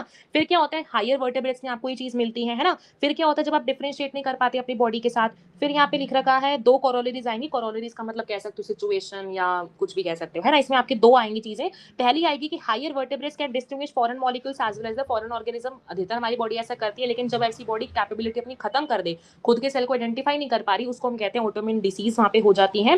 फिर ये लिख रखा है to sometime due to genetic and unknown reason, कभी कभी जेनेटिक रीजन की वजह से भी हमारी जो बॉडी अपने सेल को अटैक करने लग जाती है, ठीक है, जिसको हम कह देते हैं ऑटोइम्यून डिसीज। एग्जाम्पल क्या क्या है, रूमेटॉइड अर्थराइटिस, ठीक है, विच अफेक्ट्स मेनी पीपल। इसका बेस्ट एग्जांपल रूमेटॉइड अर्थराइटिस ही है। फटाफट से इसकी शॉर्ट फॉर्म लिख दो कमेंट्स में, जो जाग रहे हैं फटाफट से। एग्जाम्पल आता है, क्वेश्चन जरूर आता है यहाँ पे, ऑटो इम्यून डिसीज का एग्जाम्पल क्या है, तो आपके पास इसका आंसर होना चाहिए रूमेटॉइड अर्थराइटिस। ठीक है, ठीक है, चलो आगे देखते हैं। ठीक है, प्राची का आ गया। चलो आगे देखते हैं हम, यहाँ पे बात करते हैं हम अपने लिम्फोइड ऑर्गन्स की। देखो मैंने आपको बताया हमारी बॉडी में दो लिम्फोसाइट्स प्रेजेंट होते हैं, बी और टी। ठीक है, हमारी बॉडी में दो लिम्फोसाइट्स प्रेजेंट होते हैं, बी लिम्फोसाइट और टी लिम्फोसाइट। यही जो ऐसे दो लिम्फोसाइट्स है जो कि मेरी बॉडी में पूरा मेरे इम्यून सिस्टम को बैलेंस करके चल रहे हैं। जैसे मान लो बी ने एंटीबॉडी प्रोड्यूस करी, टी ने इसकी हेल्प करी, तो सारा का सारा काम कर तो ये बी और टी रहे हैं ना। तो अब हम ये देखेंगे, अब लिम्फोइड ऑर्गन्स कुछ ऐसे ऑर्गन्स होते हैं जहाँ पे ये बड़े होंगे। जैसे मान लो स्कूल है, जहाँ पे हम अभी पहले प्राइमरी लिम्फोइड ऑर्गन्स हम वो देखेंगे जहाँ पे वो उन्होंने पैदा पैदा हुए हैं। चलो पैदा स्कूल में तो नहीं होते, बट समझ के चलो पैदा हुए, और जहाँ पे जाके वो मेच्योर भी हुए हैं, बी। ठीक है, फिर हम सेकेंडरी लिम्फोसाइट्स वो अपने वोले ऑर्गन्स देखेंगे, सेकेंडरी ऑर्गन्स वो देखेंगे जहाँ पे वो जो आपके पास ये बी और टी वाले हैं, जहाँ पे जाके वो एक्चुअली में डिफरेंशिएट करेंगे, मेच्योर करेंगे, है ना। तो वो सिचुएशन हम देखेंगे, यही हमारा डिफरेंस होता है आपके पास प्राइमरी और सेकेंडरी के बीच में। ठीक है, तो प्राइमरी लिम्फोइड ऑर्गन्स कौन से होते हैं, जहाँ पे आपके बी और टी सेल्स जो है वो ओरिजिनेट होंगे, बनेंगे and become antigen specific. Antigen specific का मतलब क्या है, जैसे कि सबको पता है एंटीबॉडी से अगर किसी भी आपके एंटीजन को इंटरैक्ट करना होता है, तो पहले एंटीजन को खुद स्पेसिफिक, मतलब सिंपली बोलूं एक ऐसा एंटीजन के पास भी कुछ ऐसा रिसेप्टर आना चाहिए, जैसे मैंने ऊपर एपिटॉप के बारे में बताया था। तो एंटीजन को भी जो है स्पेसिफाई खुद बनना पड़ता है, एंटीजन को भी ज्यादा मैं बोलूं मैच्योर होना पड़ता है। वो सिचुएशन कहाँ पे आपके पास आती है, प्राइमरी लिम्फोइड ऑर्गन्स जो होते हैं वो यही करते हैं। प्राइमरी लिम्फोइड ऑर्गन्स के एग्जाम्पल है आपके पास बोन मैरो और थाइमस। बहुत ज्यादा बहुत इंपॉर्टेंट क्वेश्चन यहाँ से बन सकता है कि प्राइमरी लिम्फोइड ऑर्गन्स का काम कौन से हैं, तो आप यहाँ पे कहोगे बोन मैरो और थाइमस। और यहाँ पे क्या होता है, यहाँ पे आपके जो बी और टी सेल्स होते हैं वो ओरिजिनेट होते हैं और एंटीजन स्पेसिफिक आपके पास ये बनते हैं। Very important question. ठीक है, फटाफट से लिखना है प्राइमरी लिम्फोइड ऑर्गन्स के एग्जांपल, बीटी लिख दो सब चाहे, बट होना चाहिए 14 है, 14 कमेंट्स यहाँ पे होने चाहिए। ठीक है, ठीक है, बोन मैरो एंड थाइमस। ठीक है, ठीक है। अब फिर आते हैं आपके पास सेकेंडरी ऑर्गन्स कौन से होते हैं। सेकेंडरी ऑर्गन्स अभी मैंने आपको ऊपर एक्सप्लेन किया, बी और टी सेल जहाँ पे वो डिफरेंशिएट होंगे और आपके पास प्रोलिफरेट होते हैं, मींस आपके पास डिवाइड कर। जैसे मान लो टी में, टी की मैं प्रोलिफरेशन की बात करूँ, डिफरेंशिएशन की बात करूँ, टी आपके पास टी कितने टाइप्स का होता है सबको पता है, 4 टाइप्स का होता है। तो जहाँ पे वो मेच्योरेशन सिंपली बोलो डिवाइड अपनी प्रॉपर्टी शो करता है, वहाँ पे वो काम कहाँ पे होता है आपके पास, सेकेंडरी वगैरह में आपके पास ये काम होता है। ठीक है, कितने आए, 1 2 3 4 5 6 7, 7 आए हैं बाकी 13 में से। चलो अब देखते हैं हम यहाँ पे सी, बी और टी सेल की हम बात कर रहे थे। बी देखो एक्चुअल में क्या होता है, जो हमारे बी सेल होते हैं ना, उनका ओरिजिन भी और वो उनका मेच्योर वाला काम भी, मेच्योर वाला काम की सिंपल बात करूँ, जहाँ पे आपके पास सेकेंडरी वाले सेकेंडरी लिम्फोइड ऑर्गन्स की बात हो रही है ना। जो आपके पास बी सेल होते हैं वो आपके पास ओरिजिन, मतलब उनका ओरिजिनेशन भी कहाँ पे होता है, बोन मैरो में ही होता है, और वो मेच्योर भी कहाँ पे होते हैं, बोन मैरो में ही होते हैं। लेकिन जो टी सेल होते हैं उनका ओरिजिन तो बोन मैरो वहाँ पे होता है, बोन मैरो में होता है, लेकिन वो मेच्योर कहाँ पे होते हैं, थाइमस में मेच्योर होते हैं। सिंपली आप इसको याद कर सकते हो, टी को हम टी क्यों बोलते हैं, क्योंकि यहाँ पे वो मेच्योर कहाँ पे होते हैं, थाइमस, वहाँ पे थाइमस रीजन में जाके आपके पास मेच्योर होते हैं। कौन, टी। बी का, बी आपके पास दोनों में मेच्योर भी वहीं पे होंगे, ओरिजिन भी उनका वहीं पे होता है। ठीक है, एनसीईआरटी में लाइन लिखी हुई है, बट इस टेबल से आप अच्छे से समझ सकते हो। ठीक है, अब क्या है ना, देखो मैं आपको पहले रीड करा देती हूँ, उसके बाद समझ में आएगा। सी, ये देखो, देखो क्या लिख रखा है, ये ऑर्गन्स ऐसे हैं जहाँ पे ओरिजिन होता है, मैच्योरेशन होता है, प्रोलिफरेशन होता है, लिम्फोइड ऑर्गन्स वही होते हैं। प्राइमरी लिम्फोइड ऑर्गन्स में बोन मैरो, थाइमस आ सकता है, जहाँ पे आपके पास इमेच्योर लिम्फोसाइट जो होते हैं वो डिफरेंशिएट करते हैं एंटीजन सेंसिटिव में। अब डिफरेंशिएट का मतलब ये नहीं इसको सेकेंडरी समझ लोगे, यहाँ पे साफ साफ लिख रखा है इनटू एंटीजन सेंसिटिव, और एंटीजन सेंसिटिव कहाँ बनते हैं, प्राइमरी में ही बनते हैं। फिर लिख रखा है आफ्टर मैच्योरेशन, जैसे मैच्योरेशन होगा लिम्फोसाइट जो होते हैं माइग्रेट कर जाते हैं सेकेंडरी वालों के पास। सेकेंडरी लिम्फोइड ऑर्गन्स का एग्जाम्पल, जैसे प्राइमरी का एग्जाम्पल हमने पढ़ा बीटी, सिमिलरली सेकेंडरी वालों का एग्जाम्पल हो सकता है spleen, lymph nodes, tonsils, pairs patches और स्मॉल इंटेस्टाइन। सबको पता है स्मॉल इंटेस्टाइन में कुछ पेयर्स पैचेस मिलते हैं, अपने ह्यूमन फिजियोलॉजी तुमने पढ़ी होगी, साथ साथ हमारा अपेंडिक्स। ठीक है, अब इनकी लोकेशन क्या क्या होती है हम समझेंगे, फिलहाल इनका काम समझ लो। Secondary lymphoid organs provide the site for interaction of lymphocyte. Basically देखो आपको सिंपल बताऊं, ये देखो यहीं बता दे, देखो हमारे पास क्या है, ये जो मैंने बताया बी और टी सेल, जब इन्होंने अपना जब इनका ओरिजिन हुआ, जब ये बने स्टार्टिंग में जब बने, तो ये तो इनका काम हो गया लाइक मान लो स्कूल का। ठीक है, जब आगे जाके इनको डिफरेंशिएट करना है, या फिर मैं सिंपली बोल सकती हूँ जो इनका मेन बैटल ग्राउंड बनना है, जो इनका मेन बैटल ग्राउंड बनना है, वो काम होता है आपके पास सेकेंडरी लिम्फोइड ऑर्गन्स का। ठीक है, सेकेंडरी लिम्फोइड जो ऑर्गन्स होते हैं उनके लिए main as an battle ground act करते हैं, जहां पे इस बैटल ग्राउंड में अब एक्चुअल होता क्या है, आपके पास इस वाली जगह पे क्या होता है, जो आपके पास एंटीजन्स हैं, जो भी एंटीजन बाहर से आपके पास आ रहे हैं, वो एंटीजन्स बी और टी सेल्स के साथ इन्हीं सेकेंडरी लिम्फोइड ऑर्गन्स में मिलते हैं और उन एंटीजन्स को मारते हैं। बिकॉज हमारा मेन काम क्या है, हमें ऑटो इम्यून डिसीज से बचना है। वो कैसे काम होगा, मान लो कोई भी आपके पास एंटीजन बाहर से आ रहा है, तो ये जो बी और टी सेल है जो कि अच्छे से अब बन तो चुके हैं ना, बनाने का काम आपका प्राइमरी वालों ने कर दिया। सेकेंडरी लिम्फोइड ऑर्गन्स में जाके जो भी आपके पास एंटीजन पकड़ के आ रहे हैं, कौन ला रहा है भी बताऊंगी, जो भी आपके पास आ रहे हैं यहाँ पे जाके एक्चुअली उनके बीच में इंटरेक्शन होता है और आपके पास स्पेसिफिक जो फॉरेन एंटीजन है उसको मार दिया जाता है। पता चला एक्चुअल में होता क्या है। ठीक है, आपके एनसीईआरटी में लिख रखा है कि जो ये बी और टी वाले होते हैं ना, ये आपके पास मैच्योर होके क्या बनते हैं, इफेक्टर सेल बनते हैं। एनसीईआरटी में भी दिखाऊंगी, वहां पे लिख रखा है आपके पास इफेक्टर सेल बनते हैं। इन आपके पास पहली बात तो इफेक्टर सेल बन सकते हैं, दूसरे ये काम क्या काम कर सकते हैं, मेमोरी सेल बन सकते हैं, है ना। इफेक्टर सेल जो होते हैं अल्टीमेटली क्या जनरेट करते हैं, रिस्पॉन्स जनरेट करते हैं। रिस्पॉन्स क्यों जनरेट करना है, क्योंकि भाई इनको मारना है, जो बाहर से एंटीजन सारे से रिस्पॉन्स जनरेट करते हैं। मेमोरी सेल का आपको पता ही है, इनको क्या करना होता है, मेमोरी को भी बेसिकली रखना होता है। ठीक है, अब ये देखो यहाँ पे लिख रखा है C bone marrow is the main lymphoid organ. अब देखो सबसे अगर मैं बोलूं बोन मैरो और थाइमस में से सबसे जो मेन आपके पास लिम्फोइड ऑर्गन माना जाता है वो होता है आपके पास बोन मैरो। ठीक है, थाइमस सबको पता है कहाँ मिलता है, जैसे मान लो मैं बोलूं लंग है यहाँ पे आपके पास हार्ट है, तो यहाँ पे हार्ट के दोनों के बीच सॉरी लंग्स के दोनों के बीच में आपको क्या मिलता है, यहाँ पे थाइमस मिलता है। ठीक है, and beneath the breast bone सबको पता है। ठीक है, थाइमस इज क्वाइट लार्ज। देखो पता क्या होता है, हमारा जब हमारा बर्थ होता है तो उस टाइम पे थाइमस बड़ा होता है, लेकिन जैसे जैसे हम आगे आगे बढ़ते जाते हैं तो हमारा थाइमस साइज में छोटा होता जाता है। ठीक है, इसलिए हम कहते हैं हमारे जो डिसीजेस होने की जो कैप वो है वो भी जो है बढ़ती जाती है। ठीक है, फिर यहाँ लिख रखा है both bone marrow and thymus provide micro environment for the development and maturation of T lymphocytes. अभी बताया टी लिम्फोसाइट्स का मैच्योरेशन होगा, डेवलपमेंट होगा। फिर यहाँ पे लिख रखा है spleen is a large bean shaped organ. जब तुम एमबीबीएस में आओगे ना, तुम्हारी जो एनाटॉमी वाला होगा वहाँ पे एक स्पेसिफिक ऑर्गन्स के बारे में पढ़ाया जाता है। हर एक ऑर्गन के बारे में पूरा पूरा चैप्टर होता है। वहाँ पे स्प्लीन के बारे में बिल्कुल डिटेल में स्टडी करोगे। फिलहाल समझ के चलो स्प्लीन आपको लेफ्ट साइड पे आपके स्टमक थोड़ा ऊपर ऐसे टाइप के मिलता है। ठीक है, इसमें क्या क्या होता है, इसमें आपके लिम्फोसाइट्स और फेगोसाइट्स होते हैं। लिम्फोसाइट्स सबको पता है बी और टी। फेगोसाइट्स क्या होते हैं, ऐसे सेल्स जो कि आपके पास किसी भी फॉरेन मटेरियल को लाइक डाइजेस्ट कर लेते हैं। सिंपली बोलो तो फेगोसाइटोसिस से कर लेते हैं, मीन डाइजेस्ट कर लेते हैं। ठीक है, ये स्प्लीन जो होता है किसकी तरह एक्ट करता है, ये स्प्लीन जो होता है किसकी तरह एक्ट करता है, आपके पास फिल्टर ऑफ ब्लड की तरह एक्ट करता है। जो भी आपके ब्लड में एंटीजेंस आ रहे हैं, फॉरेन एंटीजेंस आ रहे हैं, उनको आपके पास ये जो स्प्लीन होगा उनको ट्रैप करेगा, अपने अंदर लेगा और कैसे करेगा, उन जो फॉरेन एंटीजेंस है उनको मार देगा। इस तरह से हमारी बॉडी जो है, या फिर सिंपली बोलो आपके जो सेकेंडरी लिम्फोइड ऑर्गन्स है वो इसी तरीके से काम करते हैं। ठीक है, फिर यहाँ लिख रखा है lymph nodes are small solid structure. देखो लिम्फ नोड्स क्या होते हैं, अगर आपकी मान लो बॉडी में जैसे जैसे आपके ब्लड वेसल्स पास कर रहे होते हैं, साथ ही साथ में आपके पास क्या होता है, साथ ही साथ में आपके पास लिम्फेटिक वेसल्स भी पास कर रहे होते हैं। इन लिम्फेटिक वेसल्स के बाद आपको स्पेसिफिक पॉइंट्स पे आपको कुछ ना कुछ लिम्फ नोड्स मिलते हैं, है ना। मान लो आपके ब्लड में कोई भी एंटीजन आ गया। ठीक है, अब आपके मान लो ब्लड में कोई एंटीजन आया, वो डर रहा है कि मैं ब्लड के थ्रू पास नहीं करता, मैं एक कोशिश करता हूँ मैं लिम्फ के थ्रू पास करने लग जाता हूँ, क्योंकि अगर मान लो वो ब्लड के थ्रू चला गया तो वो स्प्लीन उसको बिल्कुल मार देगी, है ना। तो कभी कभी क्या होता है आपके पास मान लो वो स्प्लीन के अंदर चला जाता है, सॉरी किसके अंदर, आपके पास इसके सॉरी लिम्फेटिक ऑर्गन्स के अंदर चला जाता है। मान लो आपके पास ये लिम्फेटिक ऑर्गन है, इस लिम्फेटिक ऑर्गन के अंदर जैसे वो एंटीजन चला गया, यहाँ पे भी बैठे होते हैं बी और टी सेल। क्यों आपके पास यहाँ पे बैठे हुए हैं, क्योंकि मैंने अभी आपको यहाँ बताया कि जो लिम्फेटिक वाले होते हैं वो भी आपके पास पार्ट है किसका, सेकेंडरी वालों को। तो अब यहाँ पे जो भी बी और टी सेल्स आएंगे, या सिंपली बोलो जो भी एंटीजन आएंगे, ये जो बी और टी सेल्स हैं उस एंटीजन को यहाँ पर भी मार देते हैं। तो मेन काम क्या होता है, मारना होता है। कहाँ कहाँ पे ऑर्गन्स, कैसे कैसे ऑर्गन्स जो होते हैं अपना काम शो कर सकते हैं, मैंने आपको यहाँ पे अच्छे से बता दिया। फिर यहाँ लिख रखा है लिम्फ नोड्स भी क्या करेंगे, ट्रैप करेंगे एंटीजन को और आपके उसको मार देंगे। ठीक है, अब यहाँ पे बहुत इंपॉर्टेंट क्वेश्चन आता है, माल्ट क्या होता है। ठीक है, माल्ट होता है म्यूकोसा एसोसिएटेड लिम्फोइड टिश्यू। जैसे मैंने आपको बताया था, आपको म्यूकोसा कोटिंग बताई थी, उसके अंदर बेरियर के अंदर बताई थी आपको, मैंने तरीका बताया था लर्न करने का, बट आप उसको ऐसे भी लर्न कर सकते हैं। वहाँ पे हमने गैस्ट्रोइंटेस्टिनल ट्रैक, यूरोजेनाइटल ट्रैक और रेस्पिरेटरी की बात की थी। सिमिलरली ये जो माल्ट होता है ये भी एग्जाम्पल है आपके पास, एक लिम्फोइड ऑर्गन का एग्जाम्पल है, जो कि आपके पूरे बॉडी के लिम्फोइड ऑर्गन्स में से मोर देन 50% आपको बना के जाता है। सिंपली मैं कह सकती हूँ अबाउट आपके पास 50% का जो लिम्फोइड ऑर्गन के जो पूरी बॉडी में आपके पास लिम्फोइड ऑर्गन्स फैले हुए हैं, उसमें से 50% किसका कंट्रीब्यूशन है, फटाफट से लिख दो माल्ट और उसकी फुल फॉर्म। ठीक है, माल्ट बनाता है कहाँ कहाँ पे आपको ये मिलता है, रेस्पिरेटरी में, डाइजेस्टिव ट्रैक में और आपको यूरोजेनाइटल ट्रैक में। बहुत ज्यादा इंपॉर्टेंट है कि आपको ये माल्ट कहाँ कहाँ पे मिलता है। ठीक है, ठीक है, क्लियर हुआ। ये टॉपिक ना बहुत ज्यादा कंफ्यूजिंग है, बहुत ज्यादा कंफ्यूजिंग है। देखो एनसीईआरटी का डायग्राम भी यहाँ पे देख सकते हो। एनसीईआरटी के डायग्राम में देखो लिम्फेटिक वेसल्स हैं, थाइमस आपको कहाँ मिलता है, लिम्फ नोड आपको पूरी बॉडी में फैली हुई मिलती है। ठीक है, मुझे एक बार बताओ ये टॉपिक क्लियर हुआ, बहुत ज्यादा कंफ्यूजिंग है ये टॉपिक, बताओ। एड्स करेंगे फिर स्टार्ट।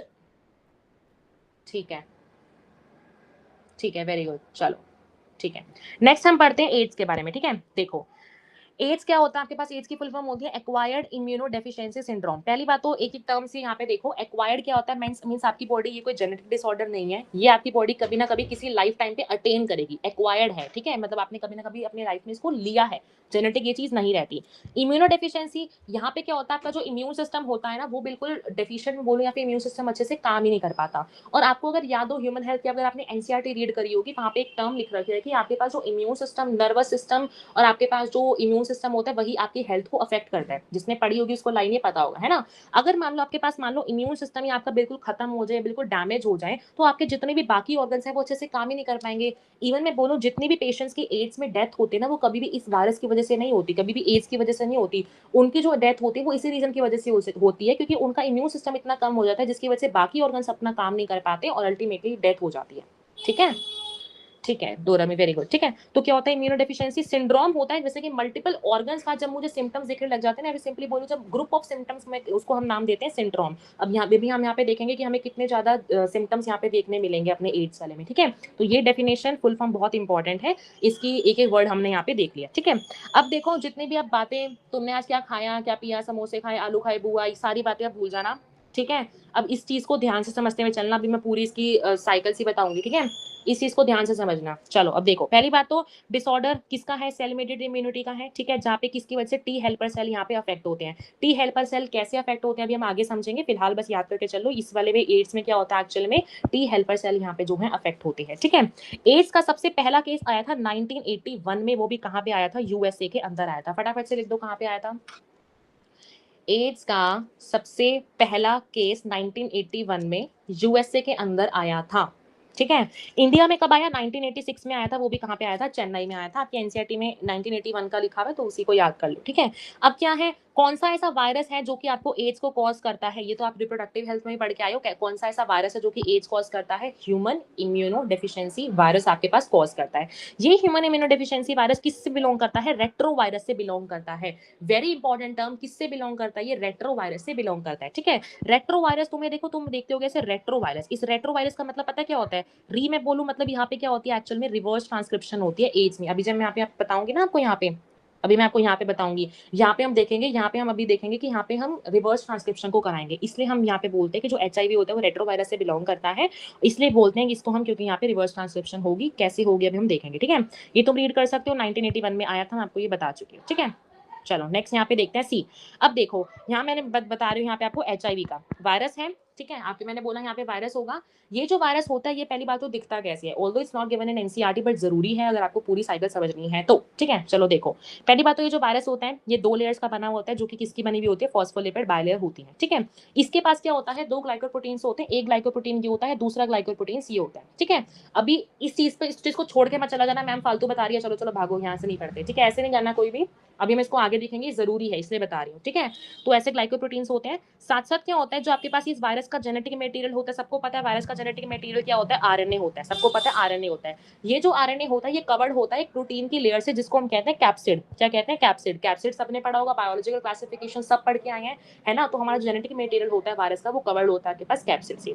ये तो हमने पढ़ लिया अपने वायरस का डायग्राम। अब हम देखेंगे यहाँ पे कि मोड ऑफ एक्शन एक्चुअली में आपका एचआईवी जो होता है वो काम कैसे करता है। ठीक है, बताऊं? हो, मैं भी बोल बोल के थक जाती हूँ, बताऊं?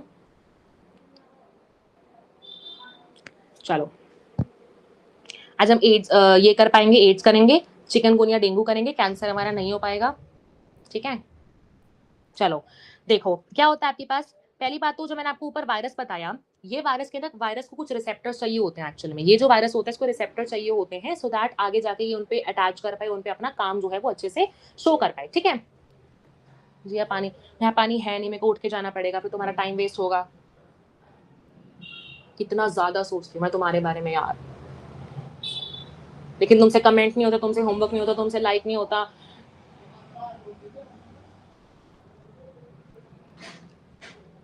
चलो देखो, हमारे पास क्या होता है, वायरस आया। ठीक है, क्या हम एचआईवी बता रहे थे, देखो एचआईवी आपके पास आया।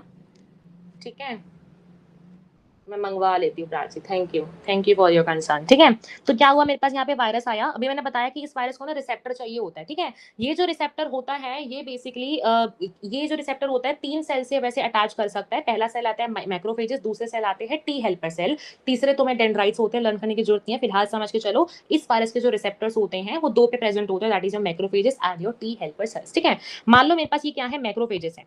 ठीक है, मान लो मेरे पास ये क्या है, मैक्रोफेजेस है। मैक्रोफेज का एक सेल है, सबको पता है मैक्रोफेज क्या होता है, स्ट्रक्चरल ऑर्गेनाइजेशन में सब पढ़ के आए हैं। ठीक है, उसके बाद क्या होता है, मान लो मैक्रोफेज का है, जैसे ही मान लो आपके पास ये वायरस आया, वायरस के पास अभी मैंने ऊपर बताया जेनेटिक मटेरियल था, कौन सा जेनेटिक मटेरियल था, आरएनए था जो कि कवर्ड था कैप्सिड से। जैसे ये जेनेटिक मटेरियल आया, ये मैक्रोफेज के अंदर गया, ये जो आपको वायरल आरएनए दिख रहा है वो इसी का आरएनए है। ठीक है, मान लो इस आरएनए के अंदर आ गया, मैंने ऊपर बताया था यहाँ पे आपको रिवर्स ट्रांसक्रिप्शन परफॉर्म करानी पड़ती है क्योंकि ये रेट्रोवायरस क्लास से बिलोंग करता है ना।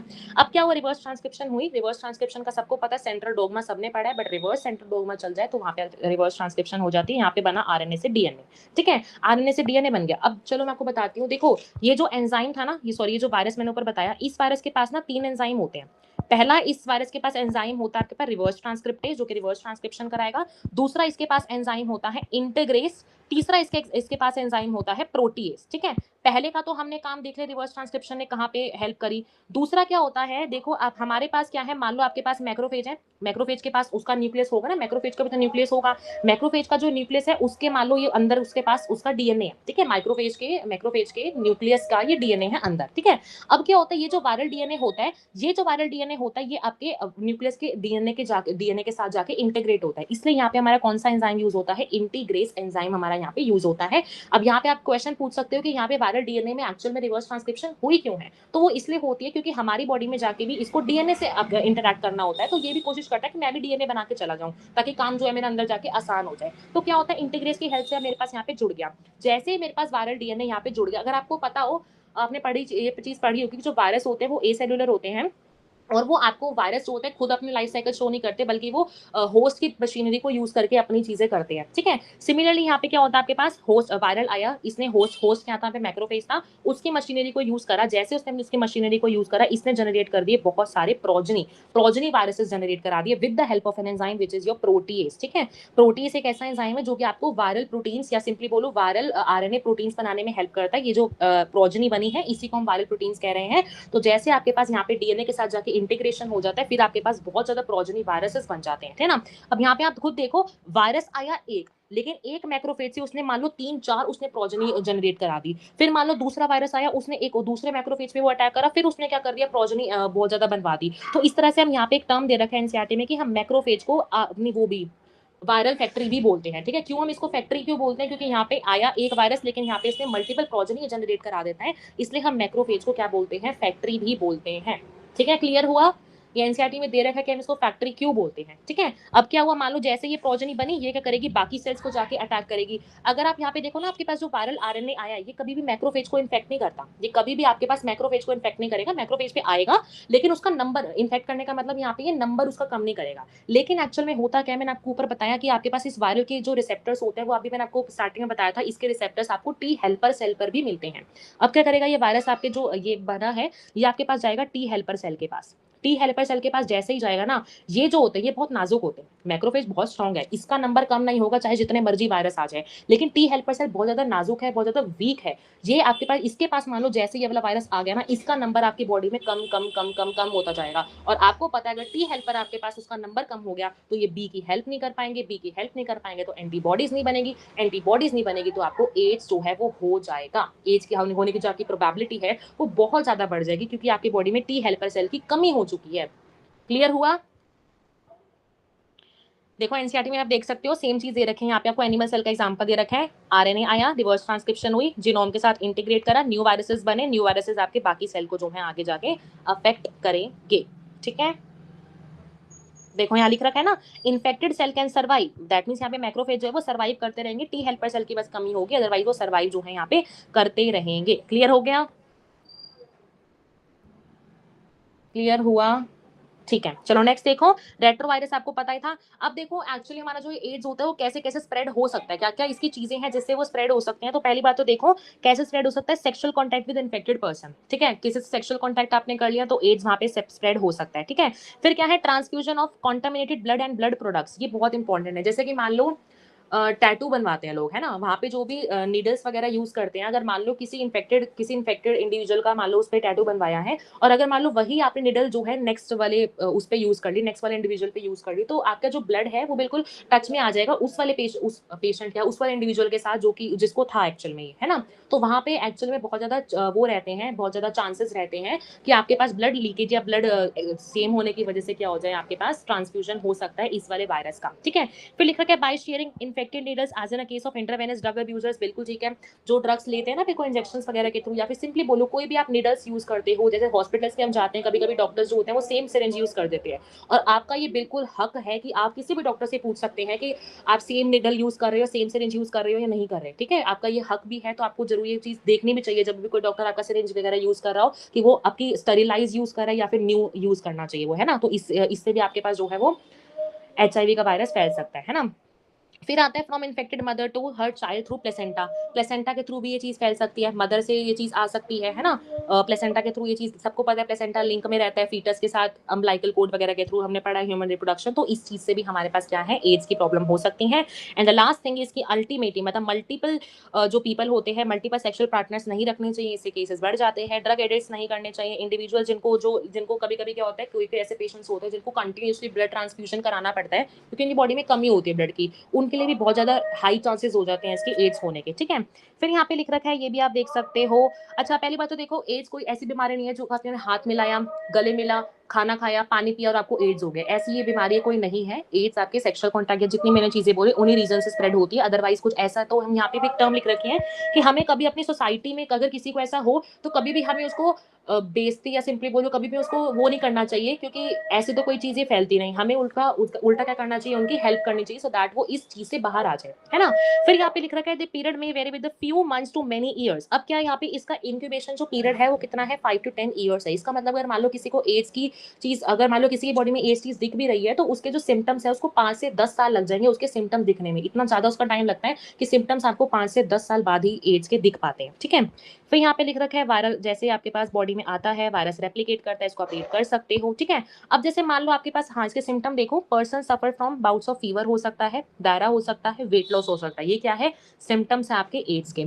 अब मैंने बोला आपकी बॉडी में टी हेल्पर से इतने ज्यादा कमी हो चुकी है जिससे कि आपकी बॉडी जो है एक नॉर्मल बैक्टीरिया से भी नहीं लड़ पा रहा। जैसे कि मान लो आपकी बॉडी में यहाँ पे लिख रखा है, सी, आपकी बॉडी में मान लो माइकोबैक्टीरियम आया, कोई वायरस आ गया, कोई छोटा सा ही फंजाई आ गया, कोई आपके पास पैरासाइट का एग्जांपल दे रखा है यहाँ पे, टैक्सोप्लाज्म, मान लो ऐसे कोई छोटा सा भी अगर आपकी बॉडी में माइक्रोब वगैरह आ रहा है ना, तो आपकी बॉडी में टी हेल्पर सेल इतने ज्यादा कम हो चुके हैं कि आपकी बॉडी अब इनसे भी नहीं लड़ पाएगी। आपके अपॉर्चुनिस्टिक इन्फेक्शन, अब आपकी बॉडी को एड्स तो हो ही रहा है, साथ साथ आपको उसको अपॉर्चुनिटी मिल गई बहुत सारे इन्फेक्शन को अंदर आने की, इसलिए इनको ये बोलते हैं अपॉर्चुनिटिक इन्फेक्शन, की ये सब वायरसेस या सिंपली बोलो ये सब माइक्रोबी अब आपकी बॉडी को इन्फेक्ट कर सकते हैं। माइकोबैक्टीरियम ट्यूबरकुलोसिस का एग्जाम्पल है, वहां पे ये चीज होती है, ठीक है? फिर उसके बाद लिख रखा है टेस्ट के बारे में, टेस्ट एड्स का सबसे जो बेस्ट टेस्ट है, क्या लिख रखा है मैम, ये क्यूरेबल, क्यूरेबल नहीं है, एड्स क्यूरेबल नहीं है, बिल्कुल भी नहीं है, अभी हम देखेंगे इसका प्रिवेंशन, ठीक है?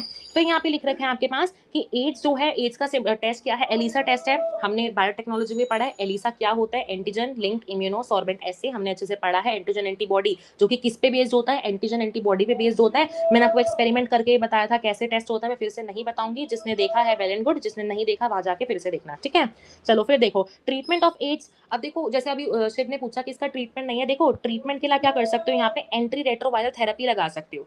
इससे क्या होगा, जो सिम्टम्स है ना जो एड्स के, या फिर सिंपली बोलो इससे जो किसी भी इंडिविजुअल की लॉन्गेविटी मींस उसके जीने की जो टाइम है वो बढ़ जाएगा, लेकिन कभी भी एड्स प्रिवेंट नहीं हो पाएगा, बस उसका जो जीने का जो टाइम है, जो उसका टाइम लैग है वो थोड़ा सा बढ़ जाएगा, लेकिन वो कभी भी प्रिवेंट नहीं कर पाएगा, ठीक है? साथ साथ मुझे बताओ, हमने वहां पे पीसीआर पढ़ा था, अपनी बायोटेक में हमने पीसीआर पढ़ा था, पीसीआर का भी हमने वहां पे लिखा हुआ था कि पीसीआर को भी हम अपना यूज कर सकते हैं एड्स के डिटेक्शन में। पीसीआर हम क्यों यूज करते थे कि ताकि हम कम से कम कॉन्सेंट्रेशन को भी हम मेजर कर लें किसी भी वायरस की, सो दैट हम क्या कर पाए, अपने आगे किसी इंडिविजुअल को डिटेक्ट कर पाए। अगर मान लो कभी आपका, देखो क्योंकि क्या है ना, हम सिर्फ एलिसा टेस्ट पे बेस नहीं, हम ये नहीं कह सकते किसी, मान लो हमने किसी पेशेंट का एलिसा टेस्ट करा तो हम ये नहीं कह सकते कि इस इंडिविजुअल को एड्स है ही है, जो आपके पास एलिसा टेस्ट होता है ना, यहाँ से बहुत इंपॉर्टेंट क्वेश्चन आता है कि जो एलिसा टेस्ट होता है ना, ये एक तरह से प्रीलिमिनरी टेस्ट होता है, ठीक है। ये कभी भी कंफर्मेटरी टेस्ट नहीं है, ध्यान से सुन लो इस बात को। एलिसा जो टेस्ट है वो एक प्रीलिमिनरी टेस्ट है, ये आपके पास कोई कंफर्मेटरी टेस्ट नहीं है। प्रीलिमिनरी टेस्ट का मतलब कि आप यहाँ से श्योर नहीं हो सकते, आपको आगे भी टेस्ट कराने की जरूरत पड़ेगी। इसके लिए आगे के टेस्ट कराने के लिए हम एक टेस्ट यूज करते हैं, वेस्टर्न ब्लॉटिंग। सदर्न ब्लॉटिंग हमने पढ़ा था अपना डीएनए फिंगरप्रिंटिंग में। वेस्टर्न ब्लॉटिंग बहुत इंपॉर्टेंट टर्म है। वेस्टर्न ब्लॉटिंग, कभी क्वेश्चन आ जाए ना कंफर्मेटरी टेस्ट एज का क्या है, तो आप यहाँ पे आंसर लिख के आओगे वेस्टर्न ब्लॉटिंग। साथ साथ आप क्या करा सकते हो, पीसीआर करा सकते हो, सो दैट अपने जेनेटिक मटेरियल को आप उसकी एम्पलीफिकेशन करा के आप अच्छे से स्टडी उसका कर पाओ, ठीक है। क्लियर हुआ? कंफर्मेटरी टेस्ट फटाफट से लिख के बताओ एज का, बहुत इंपॉर्टेंट क्वेश्चन है, ठीक है। अब क्या है, प्रिवेंशन। एज के प्रिवेंशन के लिए आप और क्या क्या कर सकते हो? सबसे पहली बात तो हम इस चीज को ट्रीटमेंट नहीं कर सकते, तो सबसे पहली बात आती है prevention is better than cure. सबसे पहले प्रिवेंट कर लो, क्योंकि ये कोई ऐसी बीमारी नहीं है जो कि ड्रॉपलेट के थ्रू फैल गई, बैक्टीरिया के काटने वाटने के थ्रू फैल गई। ये कोई ऐसी बीमारी है जो कि आप कॉन्शियस हो, जो कि मतलब ऐसी बीमारी है जिसमें आप खुद कॉन्शियस होते हो तब जाके बीमारी फैलती है। ऐसे तो नहीं आप सब बिल्कुल कॉन्शियस ही नहीं हो तब जाके कोई बीमारी फैल गई, जैसे टाइफाइड वगैरह की तरह।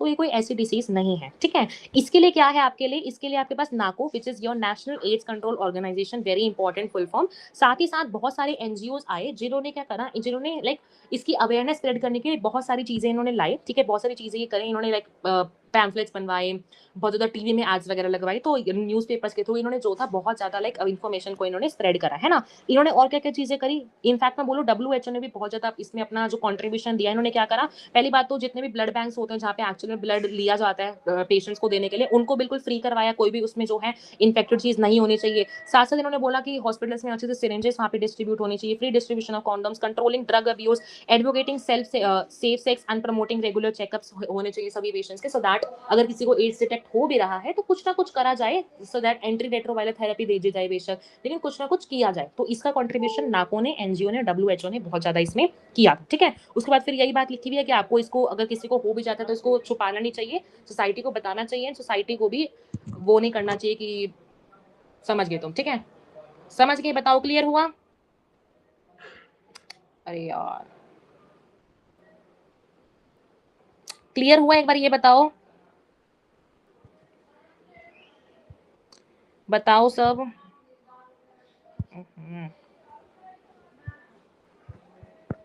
बताओ, हाँ मैं यहाँ बताती हूँ, वो चीज समझ नहीं आएगी, ठीक है। ठीक है, एक को क्लियर हुआ है बस, ठीक है। अच्छा अब आया मैसेज, ठीक है।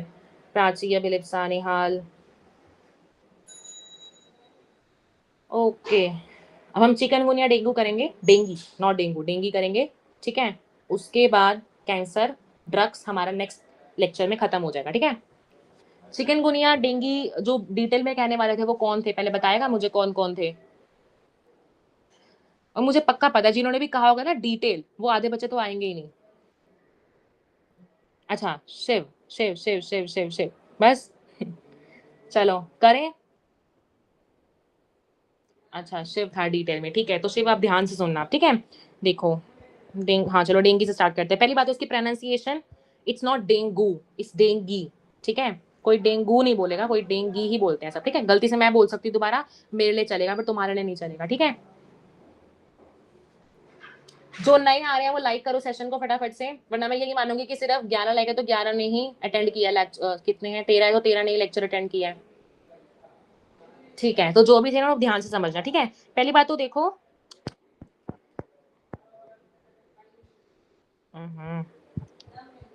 यस देखो, चलो देखो यहाँ पे डेंगी। फर्स्ट ऑफ ऑल जो डेंगी होता है आपके पास, ये कैसा है, इसको हम ब्रेक बोन फीवर भी बोलते हैं, ठीक है। ध्यान से समझना। अगर इसमें से क्वेश्चन देखो, ये आपके टॉपिक है, न्यूली ऐड हुए हैं, तो अगर इसमें से जो भी क्वेश्चन आ भी सकते हैं ना नीट में, मेरी गारंटी इससे बाहर नहीं आएगा, एक भी क्वेश्चन इससे बाहर नहीं आ सकता, ठीक है। तो जितना करा रही हूँ उतना ही करना, फालतू बुक्स में जाने की जरूरत नहीं है, ठीक है। चलो अब देखो, डेंगी फीवर जो है इसको हम ब्रेक बोन फीवर भी बोलते हैं। ब्रेक बोन फीवर क्यों बोलते हैं, क्योंकि इसमें आप बिल्कुल टूट जाते हो, आपके मसल्स में इतना पेन होता है, आपके जॉइंट्स में इतना पेन होता है कि बिल्कुल टूटा हुआ बिल्कुल महसूस होता है, ठीक है। इसका पैथोजन कौन सा है, इसका पैथोजन आपके पास माना जाता है, अब इसको इसकी सिंपल सी एब्रीविएशन शॉर्ट फॉर्म कहते हैं हम डेंगू वायरस की, डेंवी आप सिंपल बोल सकते हो, ठीक है। वायरस आज हमें पता है कि जो हमारा डेंगी है और जो हमारा अभी चिकनगुनिया भी पढ़ेंगे, वो हमारे जो होते हैं वायरस से स्प्रेड होते हैं, इसलिए हम यहाँ पे बोलते हैं कि इनका जो जेनेटिक मटेरियल होता है क्या होता है, RNA होता है, ठीक है। साथ ही हमें क्या स्प्रेड, कौन स्प्रेड करता है, अर्बो वायरस। कौन स्प्रेड करता है, रिपीट विद मी, इसको रिपीट करोगे तभी समझ में आएगा, अदरवाइज नहीं आएगा। साथ साथ कमेंट्स में इंटरनेक्शन दिखाओगे तभी समझ में आएगा ये, ठीक है।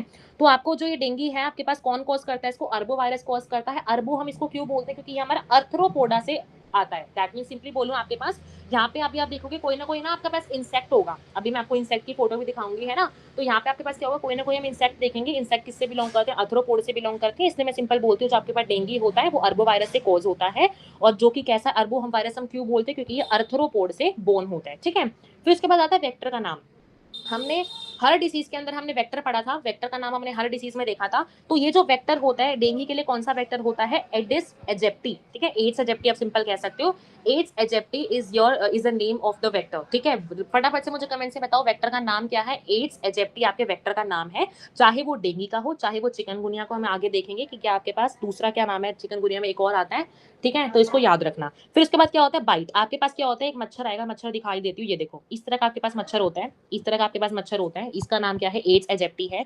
यही आपको ऐसा है जो कि आपको डेंगू या फिर चिकनगुनिया जो है वो कोज कर सकता है। और ये जो मच्छर है ना, माना जाता है लाइक मोस्टली केसेस में हम देखें तो ये आपको डे टाइम में, दिन के टाइम पे ज्यादातर काटता है। और आपको दिन के टाइम पे इसके चांसेस होते हैं, जो कि होने के अगर होते हैं तो ये चांसेस आपके दिन के टाइम पे ही होते हैं, ठीक है। फिर क्या है, ट्रांसमिटेड बाय मॉस्किटो, मॉस्किटो से स्प्रेड होता है, मैंने आपको बता दिया। इसका इंक्यूबेशन पीरियड होता है 6 to 10 डेज। इंक्यूबेशन का पीरियड मैंने ऊपर ही बताया। इंक्यूबेशन पीरियड एक्चुअली में क्या होता है, जब आपको सिम्टम एक्चुअली में दिखने स्टार्ट हो, मच्छर काट गया लेकिन सिम्टम आपको जब दिखेंगे तो उसको जो आपके पास इंक्यूबेशन पीरियड होता है वो माना जाता है 6 to 10 डेज का। Estimated 10 to 100 to 400 million infections occurring each year. ऐसा माना जाता है हर साल आपके 100 से लेके 400 मिलियन तक, 100 to 400 आपको जो इसके केसेस है वो आपको हर साल दिखने मिलते हैं, ठीक है। फिर यहाँ पे लिख रखा है dengue cases are more common in सब tropical and tropical region. India भी एक तरह से ट्रॉपिकल रीजन में आता है ना। तो हम यहाँ पे भी कह सकते हैं कि यहाँ पे भी बहुत ज्यादा लाइक ऐसी चीजें हैं, डेंगू वाले जो चीजें केसेस हैं यहाँ पे ज्यादा होते हैं। मेनली कौन से रीजन में, सब ट्रॉपिकल एंड ट्रॉपिकल रीजन में इसके जो केसेस होते हैं वो ज्यादा होते हैं। दोबारा रिपीट करें, जितना मैं करा रही हूँ उतना ही करना है, इसके बाहर मत करना, ठीक है। क्वेश्चन भी मैं लाई हूँ, क्वेश्चन भी इसके 2-4 करेंगे, कॉन्फिडेंस आ जाएगा अपने आप, ठीक है।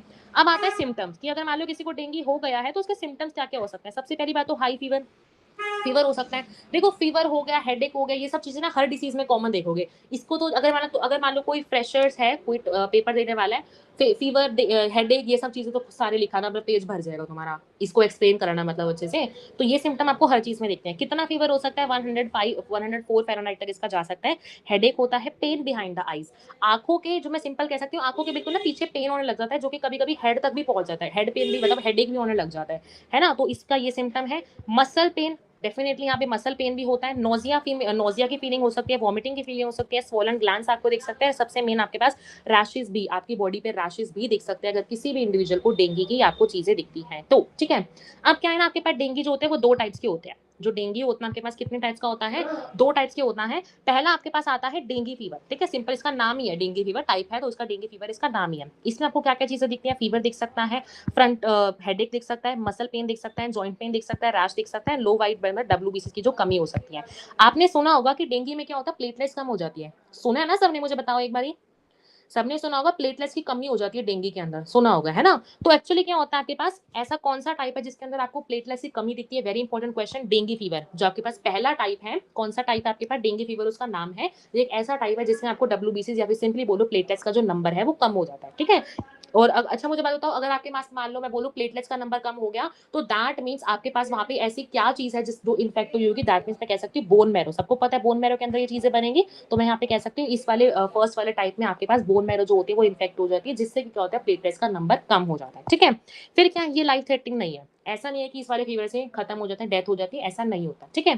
फिर लिख रखा है कैन कॉज डेथ, लेकिन डेथ हो मतलब ऐसा नहीं बिल्कुल, देखो वैसे तो हम इसको बिल्कुल नेग्लेक्ट, बिल्कुल 0% मानते हैं, लेकिन ऐसा हो सकता है कि 1% से भी कम हम कह सकते हैं कि हो सकती है डेथ, ठीक है। लेकिन ये लाइफ थ्रेटनिंग इतना नहीं है, ठीक है। सेकंड हम देखते हैं, ये आपके पास लाइफ थ्रेटनिंग होता है, यहाँ पे मरने के केसेस जो होते हैं वो ज्यादा होते हैं।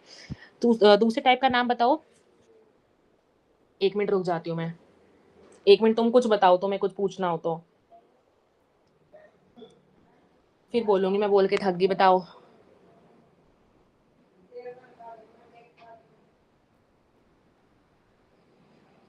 तुम्हें ये बताना, तुम्हें पढ़ के कैसा लगता है मेरे से। मैं तारीफ सुननी सबको अच्छी लगती है, बट मैं तुम्हें फेक भी नहीं कह रही, जेन्युइनली बताना। फिर कॉन्फिडेंस आ जाएगा मुझे, फिर मैं आगे बताऊंगी।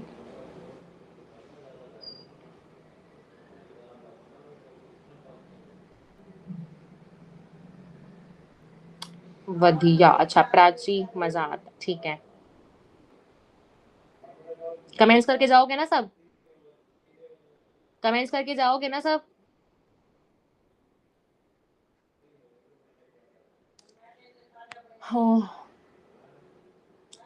ओके जागृति, शिव। यहाँ शिव का नाम लेना पड़ेगा, वो उदास हो जाता है। चलो नेक्स्ट देखते हैं हम second type of fever, which second type of dengue which is your dengue haemorrhagic fever. ठीक है, यहाँ पे क्या होता है, आपको एब्डोमिनल पेन हो सकता है, वॉमिटिंग हो, देखो अब सिम्टम्स लर्न करने पड़ेंगे, मैं कुछ भी नहीं कर सकता, मैं तुम्हें इसकी ट्रिक बताऊं, एब्डोमिनल का ये, वॉमिटिंग का भी, टेम्परेचर का ये, ट्रिक ही लर्न करते रह जाना, फिर तो हो गया, करना पड़ेगा। ठीक है, एब्डोमिनल पेन हो सकता है, वॉमिटिंग हो सकता है, टेम्परेचर भाई फीवर वगैरह हो सकता है, इजी ब्रीजिंग, ब्रीजिंग का मतलब चलो मैं बताती हूँ, ठीक है, ब्रीजिंग का भी बताऊंगी। ठीक है, राधे राधे अनीश। अनीश यार पहले आया करो, राधे राधे के बिना लेक्चर फिर अच्छा नहीं लगता स्टार्ट होना। ठीक है, चलो देखो क्या, हाँ मैं ब्लड का बता रही थी। देखो एक्चुअली क्या होता है, जो मैंने पहले वाला पढ़ा, पहले वाला टाइप ऑफ जो हमने डेंगू पढ़ा, वहां पे क्या होता है, आपके पास प्लेटलेट्स कम हो जाती है, लेकिन सेकंड टाइप में आपके पास क्या होता है, सेकंड टाइप में ना, जैसे मान लो आपकी बॉडी में ये कैपिलरीज है, एक्चुअली क्या होता है, ये कैपिलरीज ब्रेक हो जाती है, जिसकी वजह से क्या होता है, ब्लड बाहर निकलने लग जाता है। ठीक है, जैसे ही ब्लड बाहर निकलेगा, तभी हम यहाँ पे आपके सिम्टम इसका लिख रखा है, bleeding from the nose. Bleeding कहीं से भी हो सकती है, ब्लीडिंग नोज से हो सकती है, ब्लीडिंग इंटरनल ऑर्गन्स में होने लग जाएगी, या फिर स्टूल्स में ब्लीडिंग होने लग जाएगी, वो इस रीजन की वजह से होती है, क्योंकि यहाँ पे कैपिलरीज ब्रेक हो जाती है, और आपको कहाँ दिखती है सिचुएशन, कहाँ दिखती है, सेकंड टाइप ऑफ डेंगू के अंदर। ठीक है, फिर यहाँ पे लिख रखा है इजी ब्रीजिंग। इजी ब्रीजिंग का मतलब है, मान लो आपका हाथ किसी ने ऐसे ही पकड़ लिया ना, आपके हाथ पे उसके बिल्कुल प्रिंट्स आ जाएंगे, रेड रेड हो जाएगा आपका हाथ, तो वो किस में आपको दिखता है, second type of dengue which is your dengue haemorrhagic fever वाले में दिखता है। ठीक है, फिर यहाँ पे पढ़ सकते हो vomiting, extreme tightness, irritability, restlessness. ये जो आपके पास ये वाला जो डेंगू होता है, वो आपके पे बिल्कुल लाइफ थ्रेटनिंग होता है, आपको मार भी सकता है। इवन मैं बोलो 2.5% पॉपुलेशन में आज भी ये चीज जो है लोगों को मार रही है। ठीक है, चलो अब देखते हैं हम life cycle. Life cycle malaria की भी देखी थी हमने, आई होप कि तुम्हें मलेरिया की तो लाइफ साइकिल अच्छे से समझ आ गई होगी, है ना, आगे थी ना, आगे थी ना लाइफ साइकिल मलेरिया की। अच्छा मुझे ना एक बार ये बता के जाना कमेंट्स में, जैसे सेशन ले रहे हैं बाकी एजुकेटर्स, तुम्हें मेरे से भी चाहिए गूगल मीट वाला सेशन, पहला लेक्चर तुमने, पहला सेशन मेरा देखा होगा जो मैंने यूट्यूब पे लिया था, अगर चाहिए तो मुझे कमेंट्स में जस्ट बता देना। ठीक है, चलो अब इसकी लाइफ साइकिल देखते हैं हम। ये देखो, जैसे मान लो ये हेल्दी इंडिविजुअल है, कोई हेल्दी सा बिल्कुल सही वाला इंसान है, यही मान लो मस्किटो आया, कौन सा मस्किटो था, एडेस एजिप्टी था, मान लो ये आया, इसने इसको काटा, फिर क्या हुआ, मान लो कोई हेल्दी वाला मच्छर अब आया, हेल्दी वाले मच्छर ने इस वाले से, क्योंकि इसको तो काट चुका है ना ये वाला मच्छर, अब मान लो कोई हेल्दी वाला आया, हेल्दी वाले ने फिर से क्या करा, इस वाले को, जैसे हमने मलेरिया में पढ़ा था, हेल्दी वाला फिर से वो वाला स्पोरोजोइड लेके जाता था, सिमिलरली जो आपके पास हेल्दी वाला इंडिविजुअल आएगा वो भी इन्फेक्टेड स्टेज लेके चला जाएगा, जो हेल्दी वाला जो आपके पास मच्छर आएगा वो भी इन्फेक्टेड हो जाएगा, और अल्टीमेटली इसी तरह से वो बाकी इंडिविजुअल को भी फैलाता हुआ जाएगा, ये वाली डेंगू वाली डिसीज। ज्यादा ब्रीफ में जाने की जरूरत नहीं है, ठीक है, ज्यादा ब्रीफ में जाने की जरूरत नहीं है इस वाली डिसीज के बारे में, बस इतना ही लाइफ साइकिल इतनी जरूरी है। ठीक है, फिर आता है डायग्नोसिस कि आप इस वाली डिसीज की डायग्नोसिस कैसे कर सकते हो, आप इस डिसीज का पता कैसे लगा सकते हो। पहली बात तो ब्लड टेस्टिंग, ब्लड टेस्ट कराओ पता चल जाएगा। ठीक है, फिर हो सकता है आरटीपीसीआर। अब आरटीपीसीआर कैसे काम करता है, मैंने बायोटेक के अंदर बताया था, जिसको याद हो वो अच्छे से, उसको तो अच्छी बात है, जिसको याद हो, जिसने नहीं देखा वो जाके देख लेना। आरटीपीसीआर कोविड में भी यूज हुआ था, ठीक है, कोविड के टेस्ट में भी यूज किया था। कैसे ये वर्क करता है, आरटीएम इसको क्यों बोलते हैं, रिवर्स ट्रांसक्रिप्शन की वजह से बोलते हैं, कैसे ये पूरी चीज होती है, मैंने आपको अच्छे से बायोटेक के अंदर बताया। ठीक है, फिर आता है ट्रीटमेंट कि आप इसकी ट्रीटमेंट कैसे कर सकते हो। पहली बात तो इसकी कोई ट्रीटमेंट है ही नहीं, ठीक है, इसकी कोई ट्रीटमेंट है ही नहीं। फिर हो सकता है इंक्रीजिंग द फ्लूइड इंजेक्शन। आप यहाँ पे क्या कर सकते हो, आपका एक ही आप इसको प्रिवेंट कर सकते हो। जैसे कि मान लो मैं सिंपली बोलूं, जैसे कि मैंने बताया था एड्स का आपका कोई प्रिवेंशन नहीं है, लेकिन आप उसके सिम्टम्स कम कर सकते हो बस कुछ ना कुछ चीजें करके, जैसे कि एंटीरेट्रोवायरल थेरेपी लेके। सिमिलरली इसका भी कोई ट्रीटमेंट नहीं है। ठीक है, आप यहाँ पे क्या कर सकते हो, बस ज्यादा से ज्यादा उसके जो सिम्टम्स है, सिम्टम्स क्या क्या बताए, फीवर आ सकता है, जितने भी मैंने ऊपर सिम्टम्स बताए, बस आप उन सिम्टम्स को कम कर सकते हो थोड़ा, बस यही आप काम कर सकते हो, आपके बस में बस इतनी ही चीज होती है ना। तो क्या हो सकता है, बस सिम्टम्स को कम करने के लिए ज्यादा से ज्यादा फ्लूइड लो, ओआरएस वगैरह ले सकते हो, है ना, ज्यादा से ज्यादा फ्लूइड लो, जूसेस लो, पानी पियो ज्यादा से ज्यादा, है ना। फिर क्या हो सकता है, डॉक्टर्स में generally recommend regulating the pain and fever by instead of aspirin. आपको डॉक्टर ज्यादा से ज्यादा क्या दे देंगे, फीवर होगा तो पैरासिटामोल दे देंगे, पेन होगा तो पेन किलर दे देंगे, लेकिन इससे ज्यादा कोई डॉक्टर डेंगू में कुछ नहीं कर सकता। अगर आपको कोई कह भी है ना डेंगू की दवाई ले ले, कोई नहीं कर सकता। वैसे भी दवाइयां जो होती है वो अधिकतर क्या होती है, एंटीबैक्टीरियल मेडिसिन होती है हमारे पास, है ना। और ये डिसीज कैसी है, वायरल डिसीज है, तो एंटीबैक्टीरियल जो हमारे पास वो वाली एंटीबायोटिक हम कहते हैं ना, तो एंटीबायोटिक किसी भी वायरस के अगेंस्ट तो वैसे भी काम नहीं कर सकती, उल्टा वो तो नुकसान ही पहुंचाएगी। जैसे कि सिंपल अगर कोल्ड याद हो, कोल्ड की जो कुछ लोग कहते हैं मेडिसिन नहीं होती, क्योंकि वो एक वायरल डिसीज है ना, तो इसलिए यहाँ पे भी कोई उसकी कुछ ऐसी मेडिसिन नहीं होती। There is a vaccine called called Dengvaxia, ठीक है, डेंग सॉरी डेंग वेक्सिया, ठीक है, इंपॉर्टेंट नहीं है बट थोड़ा सा याद करना हो कर लेना। इसकी एक वैक्सीन है जो कि इतनी ज़्यादा प्रेवलेंट नहीं है, अभी मैंने आपको बताया ऐसी कोई एक मेडिसिन नहीं है, ठीक है, लेकिन एक वैक्सीन बनी हुई है जो कि अब ये वैक्सीन भी ना आपको यूएसए वगैरह के अंदर मिलती है, जहाँ पे आपके केसेस जो होते हैं वो डेंगू के ज़्यादा होते हैं, वहाँ पे आपको ये चीज़ें मिलती हैं। इंडिया में तो फिर भी ऐसी वैक्सीन नहीं है, ठीक है। तो अगर वैक्सीन मिल भी रही है इतनी ज़्यादा इफेक्टिव नहीं है ये। इफेक्टिव के लिए तुम क्या कर सकते हो, बस पानी वानी पियो ज़्यादा, ऐसी चीज़ें ही कर सकते हो। उसके सिम्टम कम करने के लिए पेन किलर्स पैरासिटामोल ले सकते हो, ठीक है। अब क्या है, वही बात, prevention is better than cure. कैसे कर सकते हैं, स्किन वही मास्क वगैरह लगा के चलो, लॉन्ग स्लीव कपड़े पहनो, ठीक है। उसके बाद जो मोत आपके पास मच्छरों वाली रिपेलेंट वाली जो स्प्रेज वगैरह होती है वो सब लगा सकते हो, मॉस्किटो रिपेलेंट्स लगा सकते हो, डोर्स विंडोज को क्लोज रखो। उसके बाद अपने क्या करो, पानी को खड़ा मत होने दो, जितना ज्यादा पानी स्टैंडिंग रहेगा उतना ज्यादा मच्छर फैलेंगे, फिर वो काट सकता है आपको एड्स एजेप्टी वाला वायरस मॉस्किटो, ठीक है। फिर लास्ट में कर सकता है गेम्बूसिया फिश। गेम्बूसिया फिश लास्ट में बताया था, ये किसके ऊपर फीड करता है, इंसेक्ट के लार्वा के ऊपर फीड करता है, ठीक है। ये इंसेक्ट को खाड़ेगा, जैसे आप इसको पानी के अंदर छोड़ोगे तो अल्टीमेटली आपके पास क्या होगा, वो जो मच्छर है वो मर सकता है। तो ये सारी चीजें प्रिवेंशन के लिए आप ये चीजें कर सकते हो, ठीक है। फिर अच्छा, यहाँ पहले क्वेश्चन कर लेते हैं, फिर हम इसका चिकनगुनिया स्टार्ट करेंगे। क्वेश्चन का आंसर बताओ सब लोग। Dinghy is transmitted bye mosquito which carry the dinghy virus, ठीक है, बिल्कुल ठीक है, स्टेटमेंट है ना। फिर लिख रखा है dinghy vector generally bytes during night time, लिख रखा है नाइट के टाइम पे, क्या स्टेटमेंट ठीक है। बहुत हो जाएगा सबसे सबसे सुनने की मैं थोड़ा, अच्छा ठीक है, अभी लिसा, फिर अभी नहीं करते, थोड़े दिन बात करेंगे, ठीक है। ठीक है जागृति, बताओ बताओ।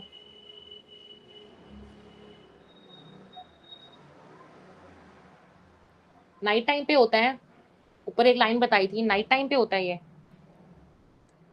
चिकनगुनिया रह गया, दो चार क्वेश्चन रह गए, खत्म, ठीक है। A is true, B is false, ठीक है, वेरी गुड, ठीक है। डे टाइम पे होता है, ऊपर मैंने आपको लाइन बताई हुई थी, फर्स्ट ठीक है, सेकंड गलत है, ठीक है।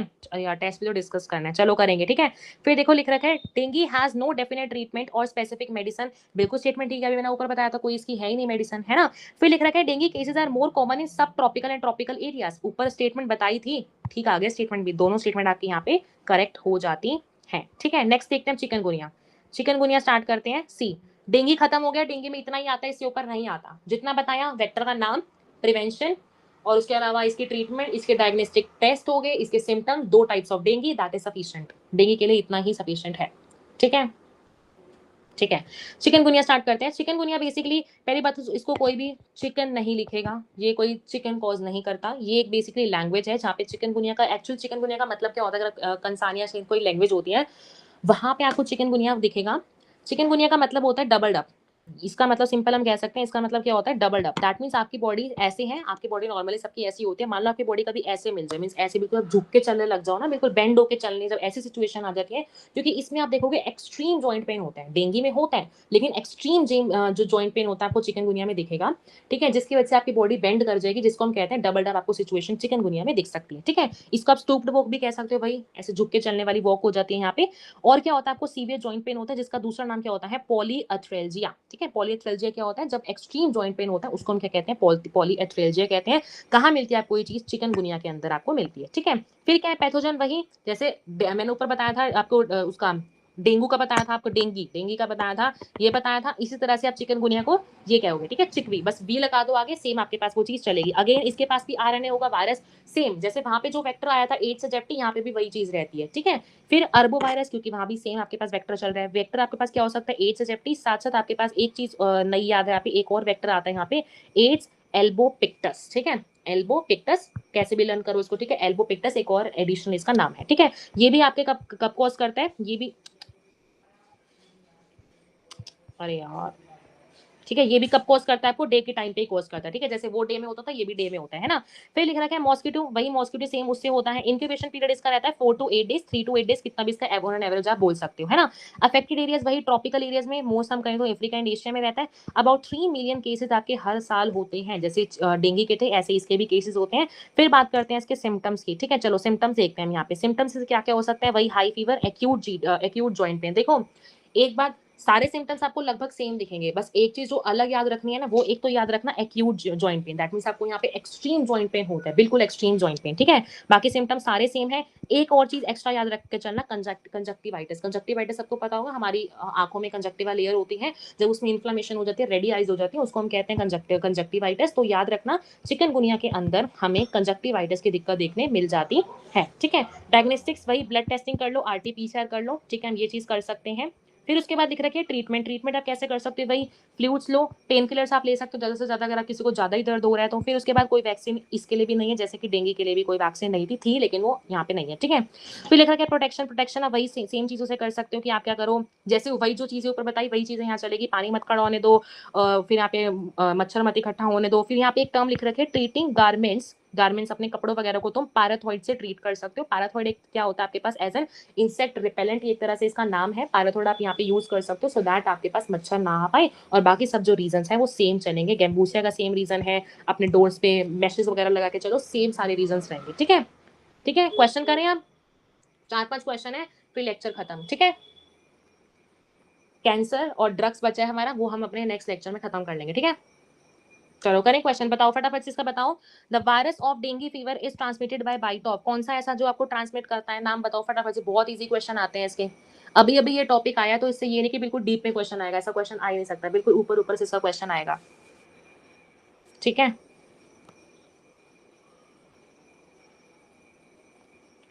टू, वेरी गुड, ठीक है। एज से जेप्टी करता है तो सबको पता होगा। फिर आता है incubation period. Incubation fever period आपको पूछा डेंगू का, डेंगू का कितना रहता है,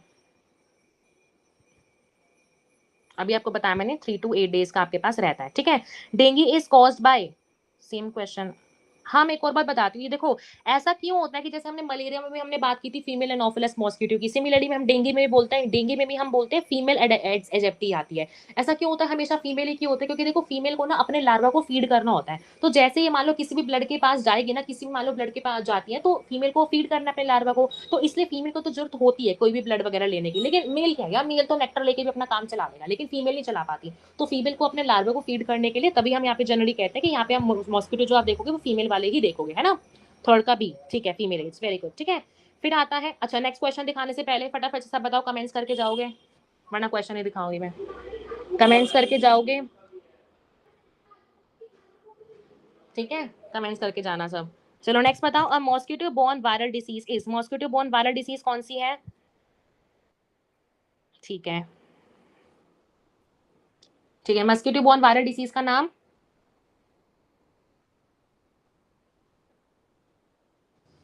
यस बताओ।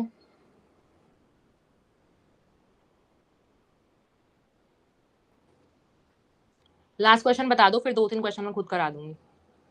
फोर्थ का वन, फोर्थ का one, mosquito borne viral disease, viral malaria protozoan disease होती है, वायरल डिसीज नहीं होती। फोर्थ का 2, ठीक है, ठीक है शिव निहाल, ठीक है, ठीक है। फिर आता है chikungunya virus spread is spread between people by aedes aegypti. They mainly bite during the, कब बाइट करते हैं अभी मैंने आपको बताया था, डे के टाइम पे, दिन के टाइम पे ज्यादा बाइट करते हैं। फिर आता है dengue and chikungunya. Dengue and chikungunya are dengue, sorry यार, dengue and chikungunya are both viral diseases that are transmitted by mosquitoes, बिल्कुल ठीक है, सेम इवन वेक्टर यहाँ पे रहता है। The aedes aegypti mosquito serves as a vector for both dengue and chikungunya, बिल्कुल ठीक है, दोनों स्टेटमेंट यहाँ पे ठीक आ गई, तो फर्स्ट एंड सेकंड स्टेटमेंट आपके यहाँ पे ट्रू हो जाएगी। इस क्वेश्चन का आंसर कंजक्टिवाइटिस का भी बताया था मैंने, कंजक्टिवाइटिस का जो क्वेश्चन है इसका सब मुझे कमेंट से बता के जाएंगे, तभी तुम कमेंट करोगे, अपना फीडबैक देके जाना कमेंट्स में। लेक्चर कैसा लगा, क्या क्या चीजें आपने थोड़ी बहुत नई वगैरह सीखी, अच्छे से टॉपिक क्लियर हुआ या नहीं, फीडबैक बता के जाना, कमेंट्स लाइक करके जाना, ठीक है। ठीक है, तो हमारा लेक्चर इतना ही था, खत्म हो चुका है। बाकी कैंसर बचा है, ड्रग्स बचा है, वो मैं लाई थी लेकिन आज हो नहीं पाया, कोई बात नहीं, ठीक है, नेक्स्ट लेक्चर में हमारा ये हो जाएगा, ठीक है, ठीक है, ओके। जिसने पर्सनल मेंटोरशिप लेनी है वो ले सकता है, काजल 1 2 3 आपको कोड यूज करना है, बिल्कुल बेस्ट चीज। अच्छा हाँ, टेस्ट एक बार रुको, टेस्ट डिस्कस किस किस को करना है, किसको प्रॉब्लम है टेस्ट का मुझे बताओ पहले। टेस्ट डिस्कस किस, अभी बाय नहीं, अभी बाय नहीं, पहले टेस्ट बताओ, किसी को प्रॉब्लम थी टेस्ट में, कोई क्वेश्चन में डाउट हो तो बताओ फटाफट से टेस्ट में।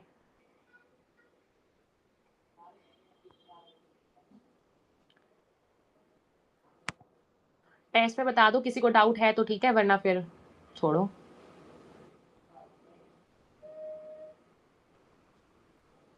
टेस्ट में बता दो, टेस्ट में किसी को डाउट हो तो।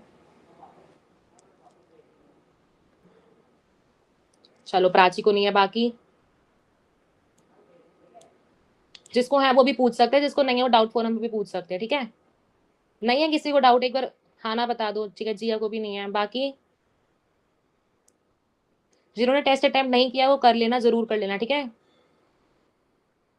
ऐप पे आपको टेस्ट मिल जाएगा, ठीक है, ठीक है अनीश, चलो फिर जिसको पर्सनल मेंटोरशिप लेनी है वो ले सकते हैं, ठीक है। बाकी यस, हमारा खत्म हो चुका है आज का लेक्चर, ठीक है। कमेंट्स करके जाना सब, ठीक है। ठीक है, किसी को डाउट नहीं है तो फिर छोड़ो, ठीक है। Okay, thank you.